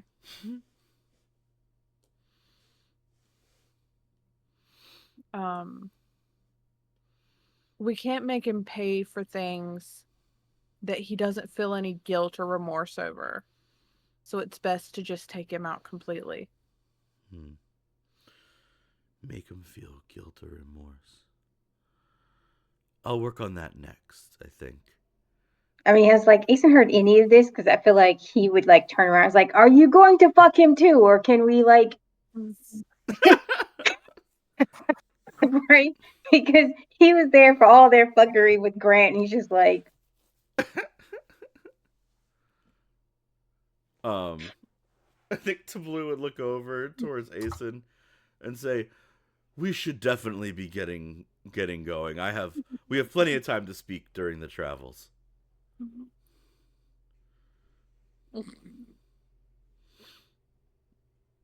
and he would like peel one of the mushrooms off of him and eat it, and like start chewing on it while he's thinking.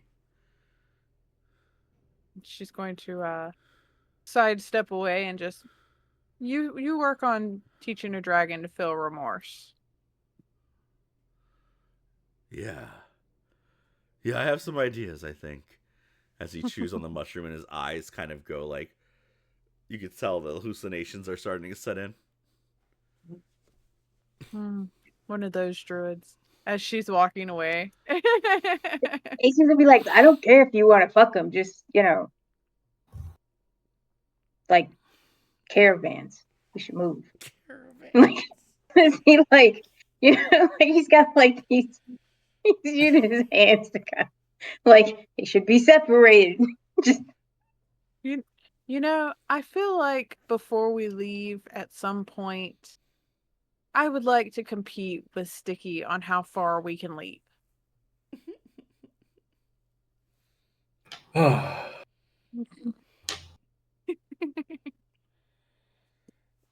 man. Okay. Are we all settling down in a caravan and letting it roll off, or are we rolling to see how far we can jump? What are we doing? Oh god.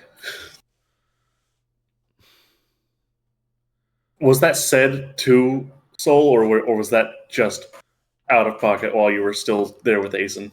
Yeah, that was just out of pocket, She's considering, because, like, the caravan could have started moving. She just would have leapt from one to another. That's hilarious. I don't know, Aesyn would kind of be concerned, like, what does this leaping contest prove? Like, who has the stronger legs? Who didn't skip leg day? Did you skip leg day? He's gonna look down. Never. She's going to look down too.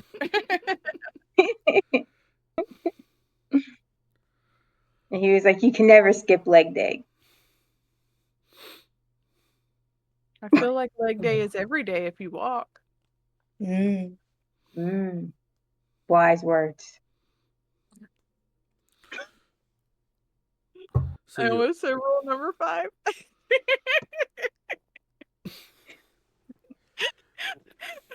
You guys get into the caravan, and for the most part, it's pretty empty. There's some hammocks. There's different places to sleep. There's large spools of like giant rope. There's definitely some boxes and containers of like different kinds of dried food. This is like, for the most part, this would have been like a storage cart up until they kind of made it nicer for you guys. And then at the very front, where like there's like this area that you can like go out and like climb up into like the top area of the cart. Right before you get there, there's like this nook right next to it, and in the nook there is somebody sleeping. And as you guys are kind of making your way in and getting comfortable, this large, for the most part, I would say black with some gray edges to some of their fur, and like one long slash of white that kind of comes to their chin and makes its way up around into their ears. So like one ear's white, and its chin it comes all the way down its face and makes its chin white. But for the most part, this black Leonin kind of sits up, very panther-like, with that one mistakenly messed up part of its head. And she looks on at you guys and goes, oh, are we sharing a cart? And then her eyes hit Isis. And she goes, are you a cat person too? In a matter of speaking, yes. I haven't seen any of my kind since I left the deserts. Well, I haven't seen any of my kind for a while either, but it was kind of a tricky way to claw myself out of the hells. Are they about the same size? Um, Isis would be bigger than her in terms of like muscle and like and height a little bit, but generally, yeah, she's a tall, slender panther. Okay, so it would be appropriate for Aesyn to be like, "Oh, there's two fluffies." There's two. Um, Fluffy. No, no, no. And she'd look at her fur and she'd make sure it's still like down and matted a little bit. She'd say, "I'm Jolene." Oh, Jolene, lovely to meet you. Isis. And she would extend her paw. And she'd shake, and she'd say, "Did you say you're from the Hells?" It's a whole complicated mess, but yes. I haven't. We haven't. I think my grandfather used to talk about trading with your people, Oh, but truly. everybody always just thought that Papa was. I mean, when you say I'm trading with cats from hell, you just assume that he means the people he doesn't like from down the road. Mm. Yeah, no, I definitely can understand that. Interesting. But we always did have rain when we wanted it, so maybe that makes sense. Hmm. Maybe. Maybe he was making some kind of bargain with us. What was your grandfather's name? Zorian. Zorian. Would I like, because I've been around for a while. Would that ring any bells for me? No, not Nah. not really. This is just Leonin people doing stuff that they've been doing forever, where the Mm. Leonins kind of trade back and forth, and that's where some of the kids come from and stuff like that. But that would have been a long time ago. So when she says Papa, she probably means like my great grandfather type of thing. Like Okay. would talk about things, but it wouldn't have been anything that happened in a couple lifetimes.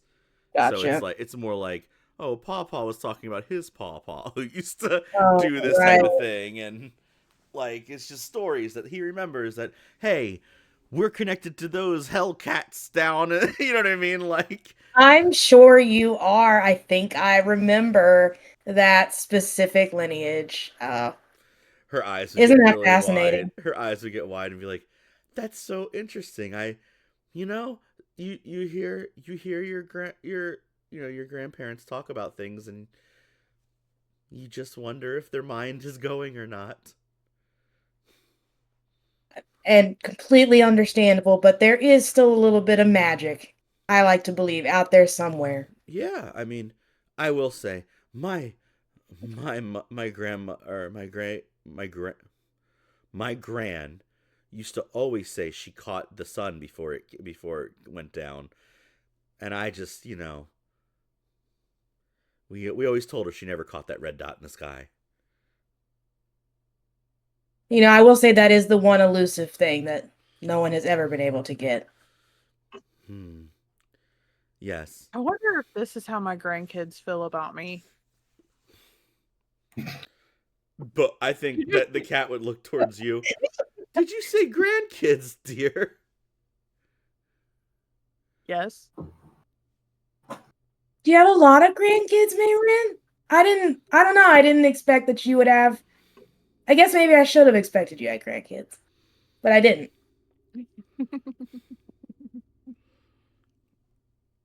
They're all quite adorable. Uh but I'm sure this is exactly how they talk about me. And now I feel like I should curse them all. Hmm. As she says that, the entire caravan shifts and shakes as it pulls away from the swamp. Yeah. You hear like the, and it feels like a large ship leaving port. The sway of it all kind of hits you. You can hear people like, calling out, and then you just hear Jom's voice roll over the whole caravan. We're all gonna do this quietly. Because if you attract the attention of any of the serpents up in the sky, we're going to have to make sure that we give whoever makes the attention away as tribute. So shut your mouths, move forward, and let's move. Let's go, people. And it's interesting. You haven't heard Jom be forceful in a minute at all, ever. He's been very happy until then, but his voice almost sounds like the ground shaking and the after part of an earthquake, as you realize that some of his elemental side has come out. And with that, silence falls over the carts as the horses even are quiet, pulling themselves out of the swamp. It Do you think if Go ahead. Do you think if Jom attracts the attentions, he'll be the one given for tribute? It's just like an off-topic thing that kind of she says out loud to what he says. Maybe. Then who would lead the caravan? I'm sure there's somebody.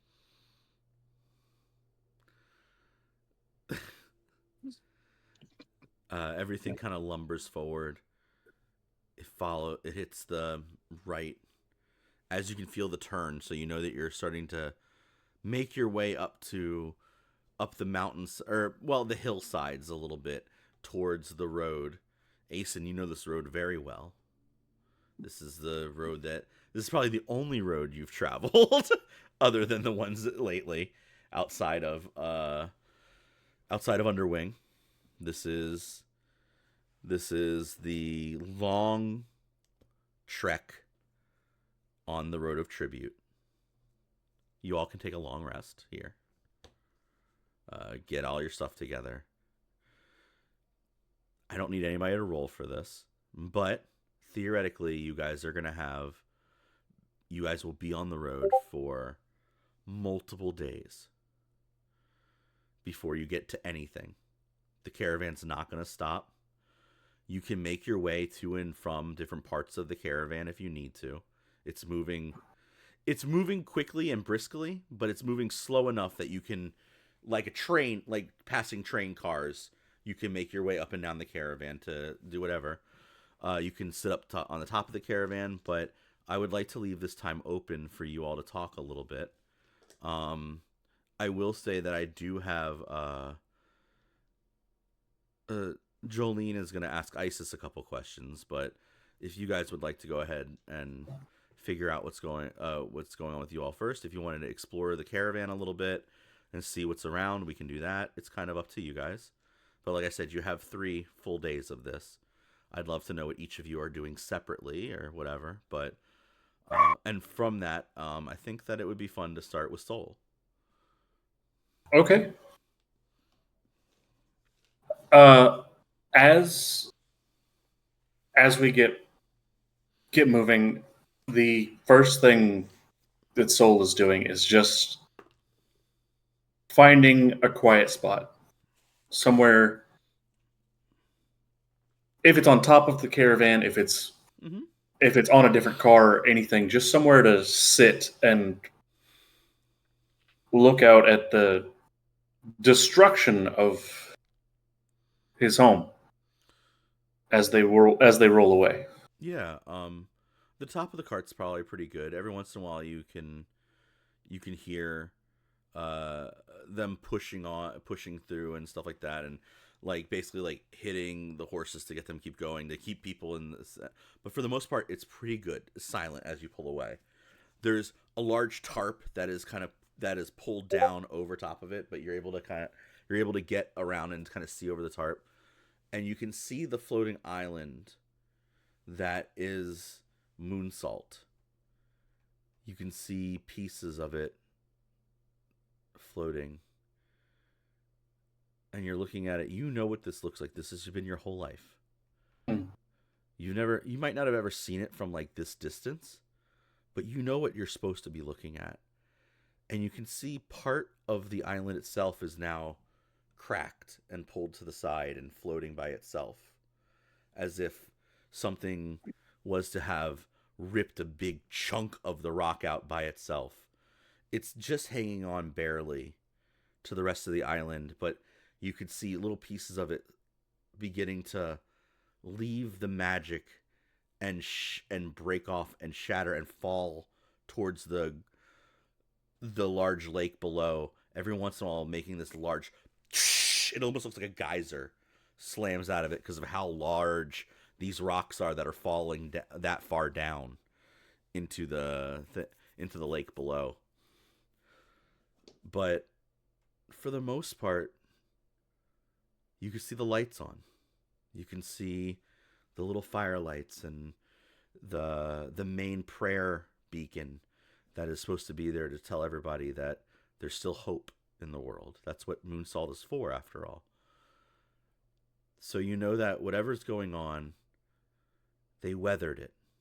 The storm was weathered, and no matter what kind of tribute was taken, no matter how many deaths there were, like always, the Templar at Moonsalt still got up the next day and lit the signs, turned on, the bells, allowed everybody to know that this beacon was here. There's a little bit of there's strength in that, a little bit. And although you might not agree with everything that they did, I would love to hear Soul's thoughts on all that, because you'd have to reflect on this moment a little bit. Mm-hmm. And as I'm sitting there watching it, at first there are tears, and there is that moment of just not knowing what is left of the people that I knew, not knowing what was taken as the tribute, and that fear that rises up. But the lights do come on, and as Soul is sitting there, his thoughts are, they may be cowards, they may have done nothing to stop any of this from getting to this point, but they hold fast. They hold on to what they think. And if anyone can find comfort in it, all the better for them.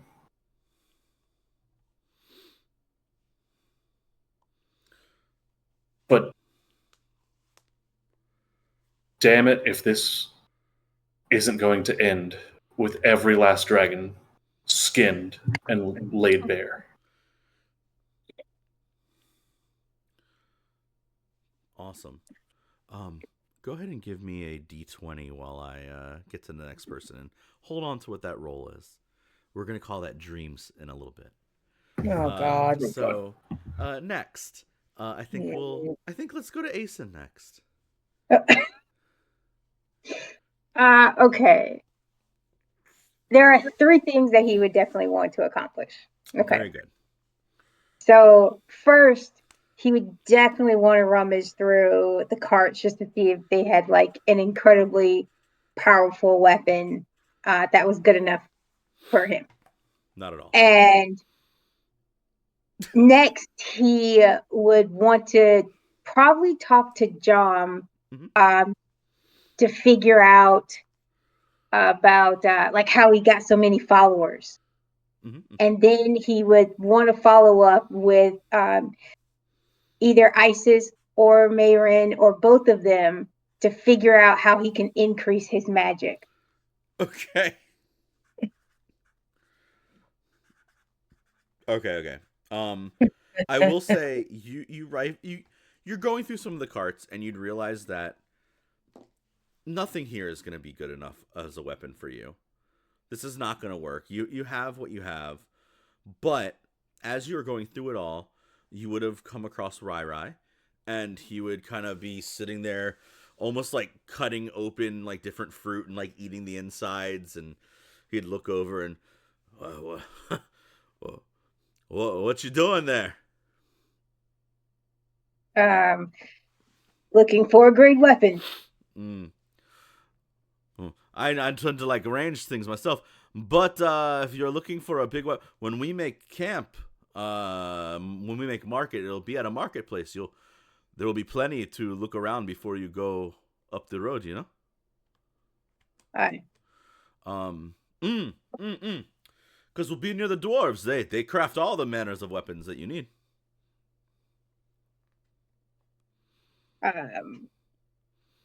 That sounds great. Dwarves make fantastic weapons. He's gonna pull off the axe from his back. Be like, this was made by a dwarf, right? And he's gonna like see the quality, how heavy it is.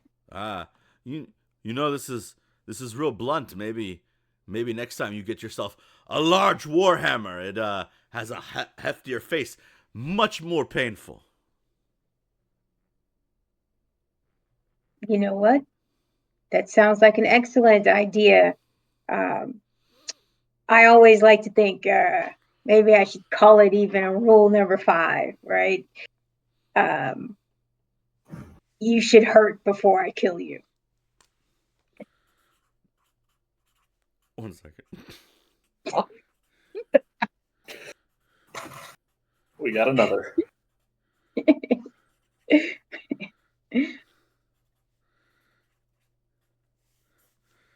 Yeah, no,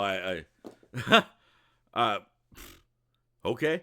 Yeah, no, as long as I don't have to fight you, man, I think it's all good. I don't feel like hurting is something that I need to do today. But if you don't want a big weapon, maybe you can use two hammers and be a whirlwind of hurt, yeah? You speak good ideas, and he's gonna like put the axe back on his back and kind of like continue forward. Yeah. You make your way to Jom. Jom is up front. He has this part of this caravan up front, this part of this carriage. And for the most part, it's off the side of the top, but it is a large hammock, and he is swaying in the breeze as the wind blows, and you can see a bit of him kind of pull off, because he's very much an elemental that changes what kind of elemental he is wherever he's at. If anybody else was to try and lay in this hammock, it would break, they'd fall, and kind of roll out. But because he is basically a cloud at the moment, and you can see pieces of it kind of like brushing away from him, he's just kind of having a ball, being up by himself. And as you make your way, you can see this little, it almost looks like a dirt cloud next to him. And it's little tiny, and it has like these little pigtail looking things on it. And he's looking at it, and he goes, oh, this is one of them. Go back downstairs, just go hang out, have fun. If you want to color, then color. Do whatever you're going to do. And she looks up and goes, okay, thanks, Uncle Juju. And she like blows him a kiss. And he goes, you're welcome, little bowcat. Go ahead, go downstairs. And she makes her way back into the caravan, this little tiny little baby elemental of a dirt clod. And he looks over at you and kind of sits up, and he goes, Aesyn, the first person I ever recruited for this. What can I do for you today? And Aesyn's gonna. Is there like space for like Aesyn to sit? Yeah, you can sit on top of the caravan with him. You can't sit on his weird little air thing that he's got going on, because it will completely shatter. All right. So Aesyn will sit down on top of the caravan with him, Yeah. and be like, I want followers. He's like, zero explanation. And he's like, and you have a caravan full of followers. Yeah, I've done a lot to keep them safe, and followers.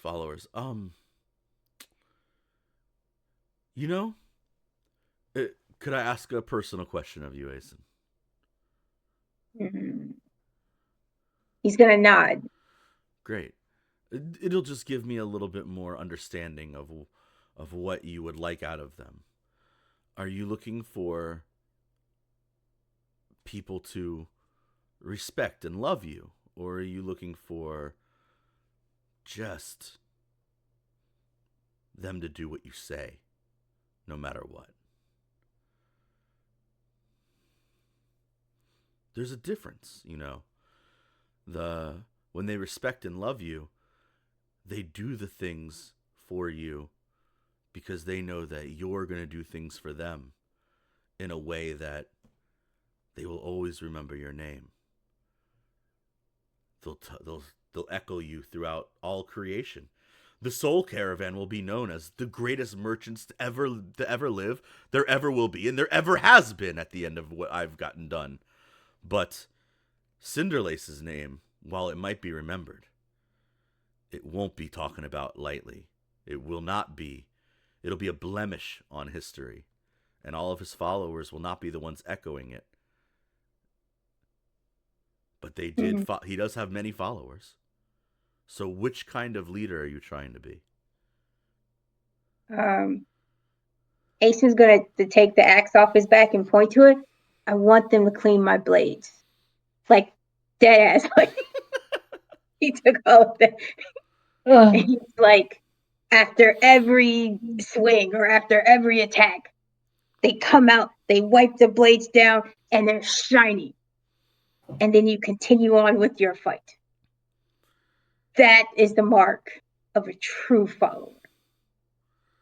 It sounds like you want respect, Aesyn. But also, you need to make sure you do something where you can pay them. I think what you're looking for is to make a name for yourself. And that's kind of what we're on the path to do. I think that the answer you're looking for, I think, is simple. Anytime you meet somebody, make sure that you give to them enough of yourself, enough of what it is that they're looking for. If they need safety, they need somebody to respect, they need a beacon to look at. That can be you. You're a hero. You can be a hero. And then everybody is going to want to do whatever they can for you, just to be near you. I don't know if you know this, but there are no heroes in Underwing. They're all dead. So be the first one that isn't dead. Mm. Then nobody can tell you anything. You're the first one that isn't dead. Be the hero that lives. I don't know. Master wasn't really a hero. Maybe Anyway. you should think about trying to do greater things than your master. Well, obviously. But I don't know. We'll see. Again, smart people and heroes are all dead in Underwing. Maybe instead you should change what Underwing is then. If you wipe Underwing off the map, then it can be a new place where whatever you want to happen happens. We can rename it Aesyn Wing. Yeah? Yes. That sounds... I think that I would like to have to write that on a map. And he just kind of smiles. Because Jom is just as much a joker as anybody else. Like, let me tell you. If you told Jom that you're trying to learn magic, he would completely use some bullshit to make it look like you're doing magic, just like Marin and Isis are. That can totally be on the conversation, right? Because he's clearly elemental and he does have magic, right? So he is made of magic. That would be the next part of the conversation, you know. Okay, so let's go with we would rename it Aesyn Wing, and they would see the great magic that I have cultivated when I kill Cinderlace. It's gonna be like he's gonna like flex. He's gonna like imagine the entire thing. And he's gonna be like, I learned magic. I absorbed a pixie. Like you suck it in. I don't know. It was in my pants. And then like it wasn't. And then like I was talking, and like, and I like took a stance, listen, right, and then like a fireball, like, well, I don't know if I would.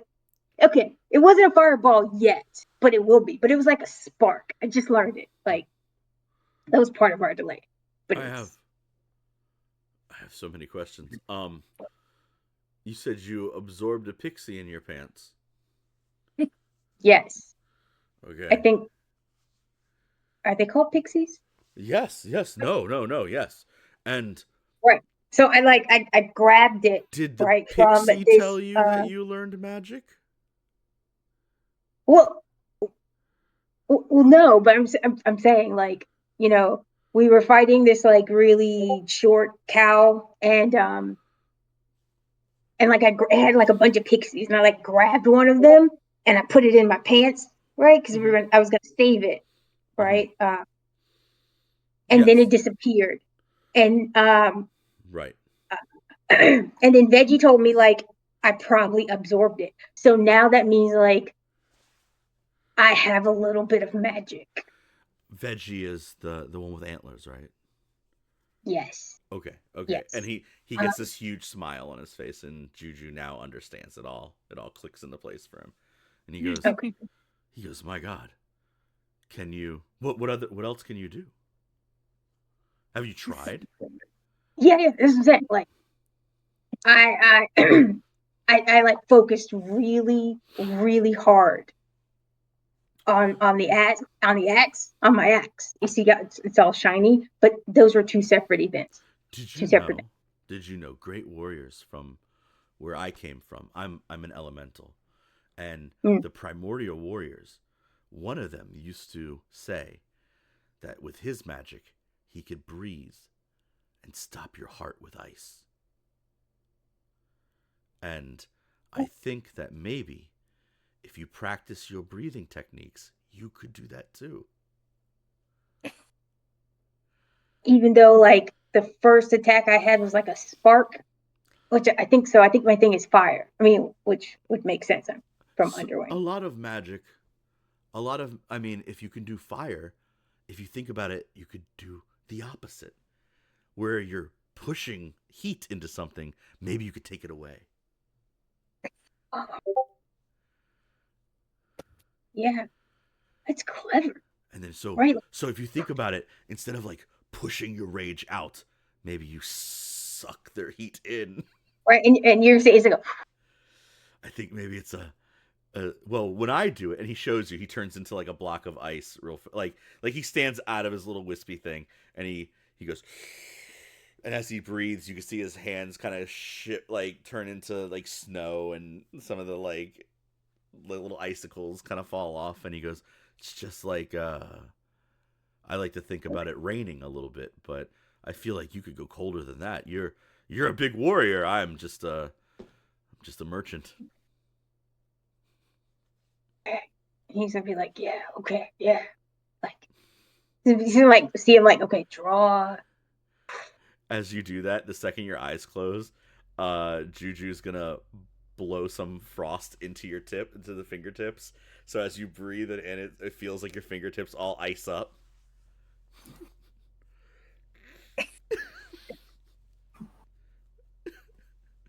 Oh my God. And the second Aesyn gets excited, he's gonna be like, Juju's gonna look at you and go, you should show Veggie. He's gonna be like, I can't believe this is happening. Okay, and he's gonna like immediately go run to go show Veggie. This is great. He's gonna like barrel through like all of these carts, just big guy outfits, trying to shop. It's like Juju's just gonna shake his head and be like, my God, and go back to sleep. and he's gonna like bust in. He was like, I have ice magic. His fingers would still be icy. Right? And he was like, look at this.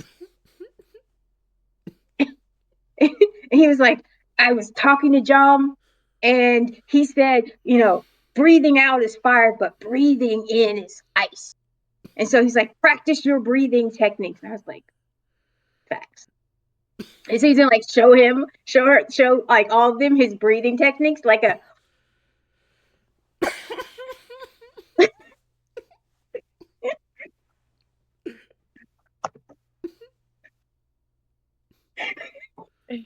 If he's closing his eyes as he breathes in and breathes out, she's gonna use wild touch to make more ice like sparkle off his hands. Oh my Like a god. little frosting of his hands. Yep.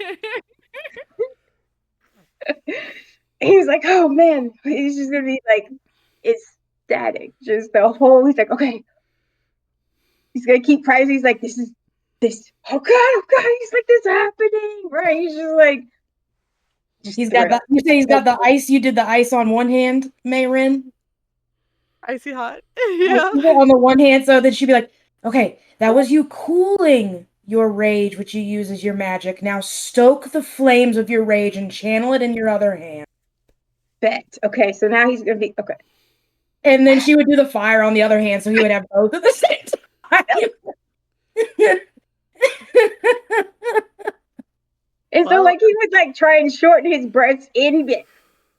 Like he's trying to breathe out because he's seen dragons do it like a million times. So he's gonna be like Oh my god. Aesyn might be one of my favorite characters we've ever come up with. Oh my god. The interactions with Aesyn are so top tier, just complete horseshit. I love it.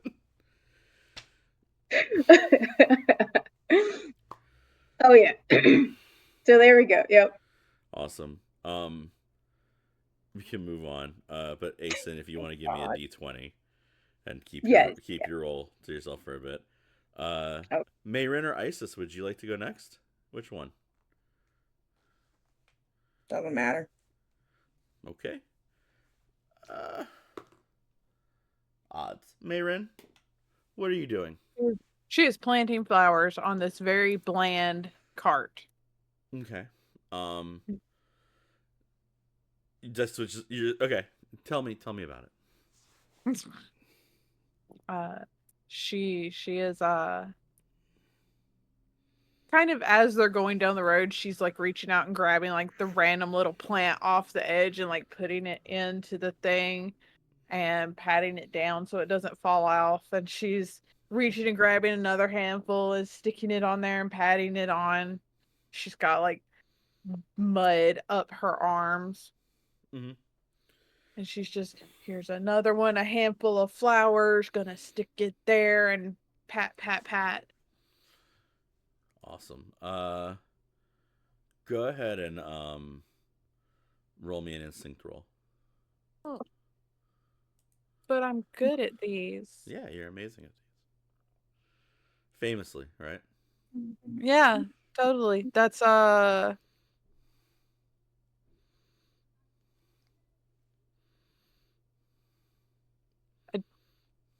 20 on fear. 20 on fear.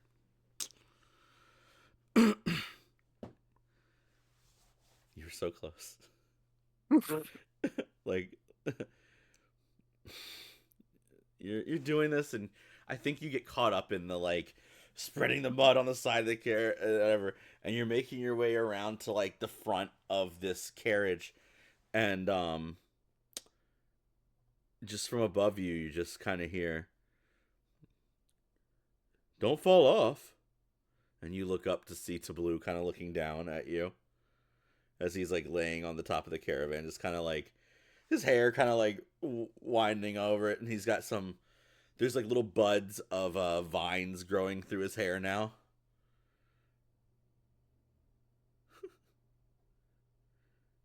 She kind of looks around and then narrows her eyes.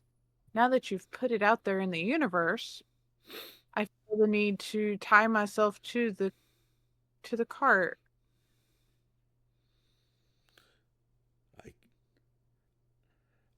I feel like a lot of people would be happy to tie you down. Entirely possible. And he looks straight up and goes, you have to agree that it's a wonderful day out though. The sky is clear, and we're not going to get this very, very much more on our road. I'm trying to spend as much of the time as I can in the sun. I hear that helps with personal growth. And she's like sticking more plants. Her wagon. She's very not happy with the way it looks and the state it's in. He She looks up at him. Yep. Is there no sun where we're going? You've never been to Underwing, then? There's a lot of heat where we're going, but the clouds, and he kind of like sits up a little bit and gestures towards where the horizon is that you're heading towards on the Road of Tribute. And you can see very far in the distance a long line of dark black, very sooty clouds. And he says, there's no sun there. Once you get under the cloud cover, that's it. It's just darkness and grit, and the only lights you get are the firelight or the dragon light. It's a horrible place. I hate it. It's one of the reasons I'm going to help you all kill the large dragon and any other dragon I can. In fact, I believe the last ingredient for something I need is part of a dragon's heart. So at some point I will have to go ahead and peel some of that away. I'm sure we can find one. I'm hoping to find more than one. You said part of a heart. You didn't say you needed multiple. You're right. I only need part of a heart, but... And then he's going to, like, think and say, just imagine how much of the sky I can cover with sunlight if I have more than one. And he looks up and kind of, like, breathes out.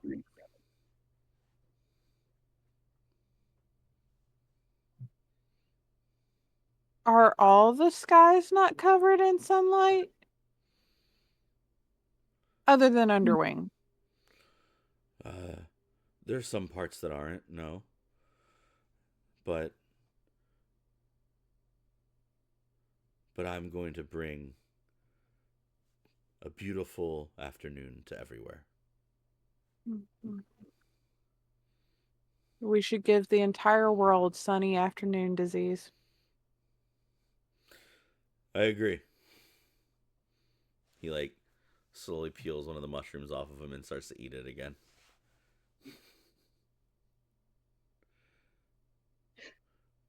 I feel like you shouldn't do that in polite company. Polite. Am I in polite company? Your arms deep in mud. That doesn't make me any less polite. Oh, I see.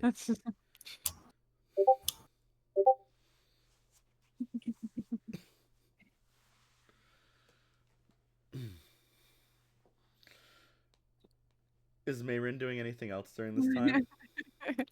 She's just kind of watching him. Do you eat the flowers too? Well, I tend to eat most of what grows on me. Sometimes bark. I eat the bark. I don't often bark. Sometimes. You don't often bark? Sometimes I have the shakes too, but you know, it really depends on my afternoon, maybe.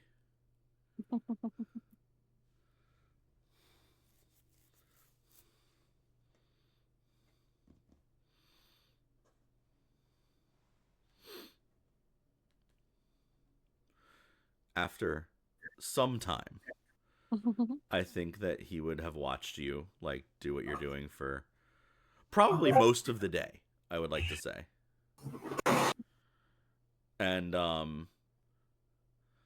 And since he has brought Soul the most glorious afternoon, as you can see. Right. I think that he would look down and say, Marin, do you want some help growing the plants on the side of your thing?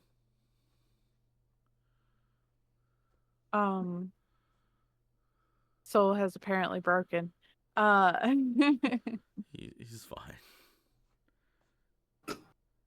Don't even.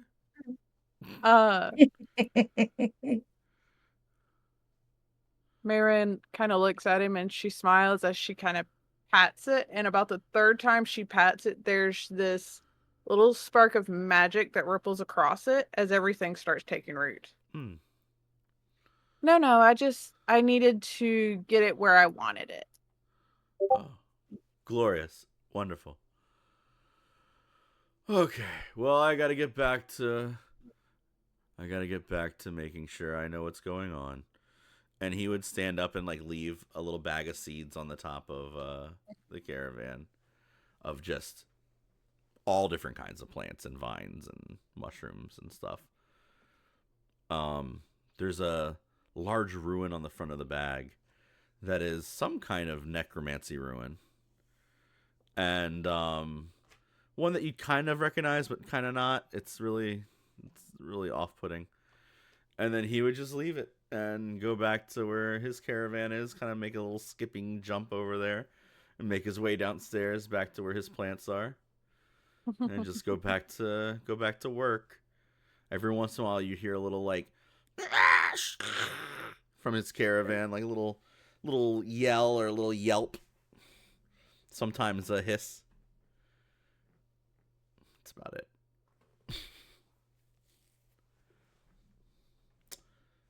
And if Marin, if you're done, you can give me the same D20 as everybody else, and I'll move on to Isis. Is that good? Mm-hmm. All right, Isis. Yeah. Before you get going and off into the world around you, I would say that Jolene would kind of sit up one of the afternoons or whatever, yawn and kind of scratch her face, and she'd say, "So, if you're one of those hellion cats, would it be okay if I ask a question?" Sure. What's your question? So, let's say it's true that we trade children with you. My my bloodline. Mm-hmm. What happens to the children after they're traded? Do you all like eat them or? She's gonna think. And as far as she can remember, nobody's ever traded children with them for anything. Well, wait. No. Some of the Have they? Leonins in the Briarpaw clan were traded to them. Okay. They were the Okay. orphans. Well, that's the case.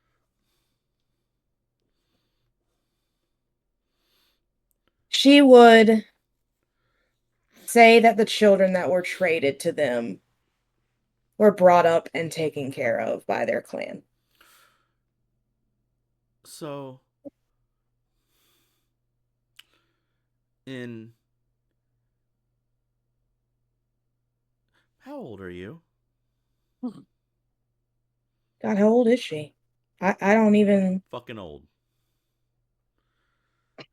I was like, I don't even think she'd have a number. No, you wouldn't. This is one of those things where like there's not really time where you're from. Yeah. It just is. Mm-hmm. So you would just look at her and say, you could just say that type of thing. Like, Yeah, like I don't. It's honestly been so long that I've stopped keeping track. I don't know. Oh. When when I was younger, we have my clan has fire stories that we tell, and uh, I'm of a panther. You can see I have black fur, but I have a slosh here, and Mm-hmm. it's because on my mom's side of the family, they have they're great. They have a very sunny disposition, and they have the manes, and they're the lions that go along with it, and they have long tails, and they are very outgoing and loud. But one of the stories is of my a great ancestor fighting alongside a lot of other heroes to kill some of the outsider gods, the ones that were doing damage before all this. And they didn't like the way that things were being done, but they saved a young cat that turned out to be one of the Hellions. And he left to go home with them to make sure that they got home safely. And we never got to see him again because once you leave to go home to with them, the deal was that he would be gone for so long that he would not remember his family. But it was a sacrifice he made. And with him he brought his son. And so we always just heard about these people, but we never knew what would happen to them if they go home with you. And I never thought anything of it real. It was just it's a nice story of heroes. But if that's real, I'd love to. It's just nice to hear that they were safe and that things happened.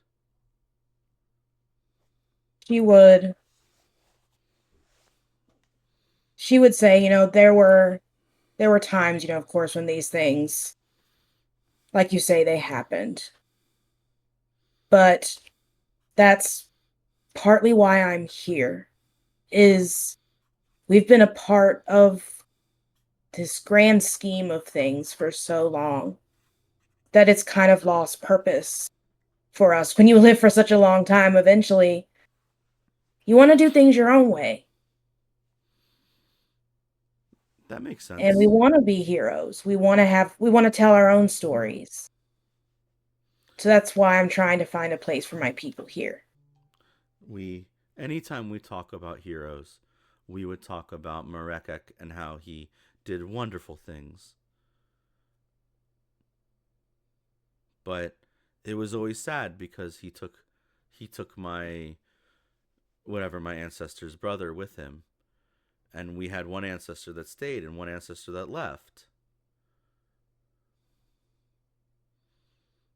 But it's sad for family to be separated, for sure.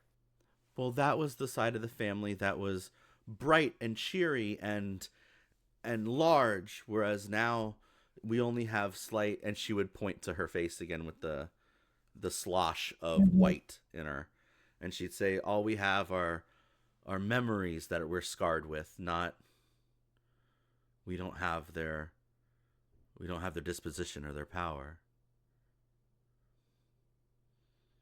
Well, it sounds to me like the fact that you're still talking about it at least means that it's still there in you a little bit, even. So you can be that for your people. Yeah. We don't have a lot of stories about them. We have just a couple, but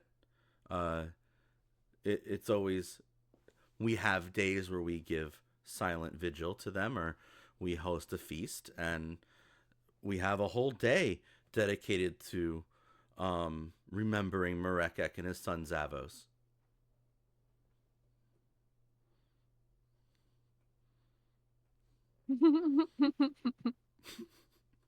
She would think, because at this point I imagine that Zavos and all of them are all pretty close and hanging out and doing stuff. Yeah. She would think, And she's like, oh, you know, I think I know who you're talking about. Because he's really good friends with my daughter. Her eyes would look like moons. She would describe him, as how big he's gotten, how he wields giant boulders as weapons. He's a great fighter in our clan. Anything that you were to tell her, she'd soak up. Like it would be just like hearing about Superman for the first time as a child or something. Like, this is anything you say is just the most wonderful version of what you could possibly say in her mind. Right. She'd ask about his father because Marekek is a big thing, but to your clan, he's not something. Because whereas he did save a Hellcat, he was not part of your clan. Zavos came to you all as an orphan. Mm-hmm. And it's because during the travel from here to there, Marekek dies, bringing home the person that he said he'd save. Which is because why, of like the difficulty of getting from there and back. Because generally you have to give a life to keep a life, going from one plane of existence to hell. Right. And so when originally he was told, hey, bring your kid, the idea was the child would pass. But Marekek refused to let that happen, which is why Zavos was orphaned to you all. Yeah. It also is the reason Zavos is considered mortal, whereas the rest of you are considered demons. Yeah. And she would just kind of like, that's the reason I'm here. I'm just trying to ponder on possibilities of how to bring those people back so we can all celebrate those heritages together. If I help, I will be able to meet my ancestor. Mm-hmm. Yes. And she'll like shake her head like a cat looking at you, waiting for food. And just, then we'll do it. We're going to do this. I don't even know how to begin to even, but we'll figure it out.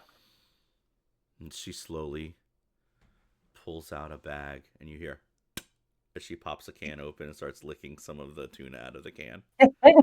Never taking her eyes off of you. Oh, that's my daughter's favorite. It's so reminiscent. I never understood it, really. She doesn't want to eat regular food like the rest of us. She's just so obsessed with wet food, specifically. This is just a comfort food from my childhood. Maybe that's what it is. Thank you for the stories.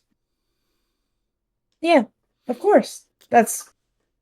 Everybody needs something to keep themselves going. Would Isis like to do anything else?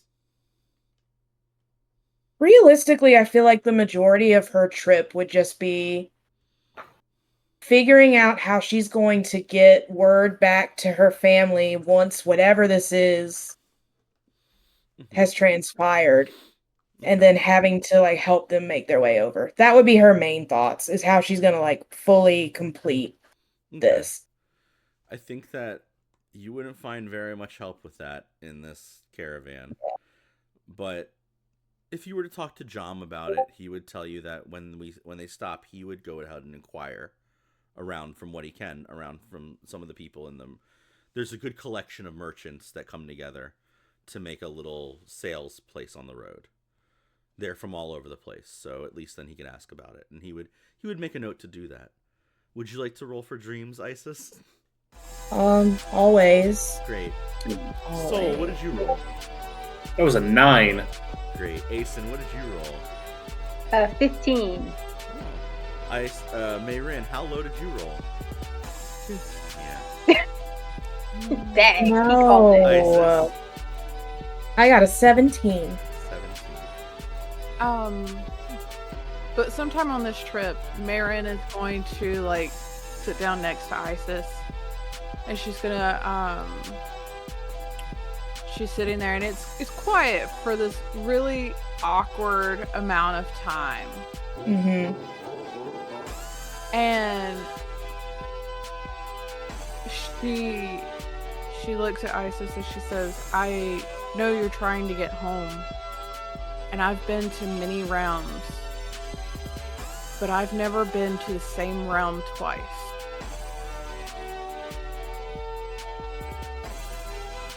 In all of my wild leaps, but I will do everything in all of my power to make sure you get home to yours. My children are adults and grandparents of their own. I feel like for the first time you would actually see like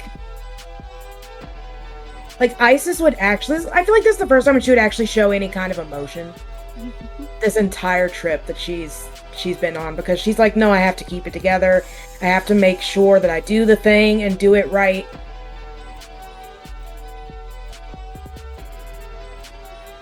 And she would say, I appreciate that. Even if I can't make it back, I just want my family to be able to come here. If you can get them here, that's all I ask.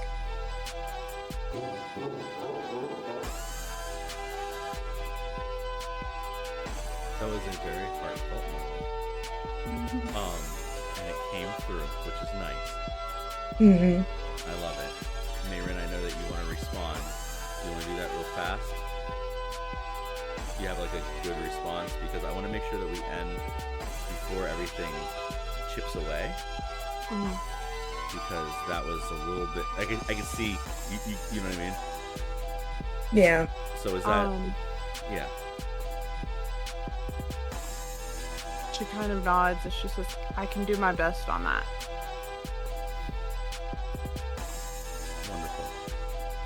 We're going to end there. I'm going to start next time with your dreams. Okay. And I'll see you all next episode. Thank you all for joining us. Love you all. Use our Doomlings link. Yeah. See y'all later. Bye.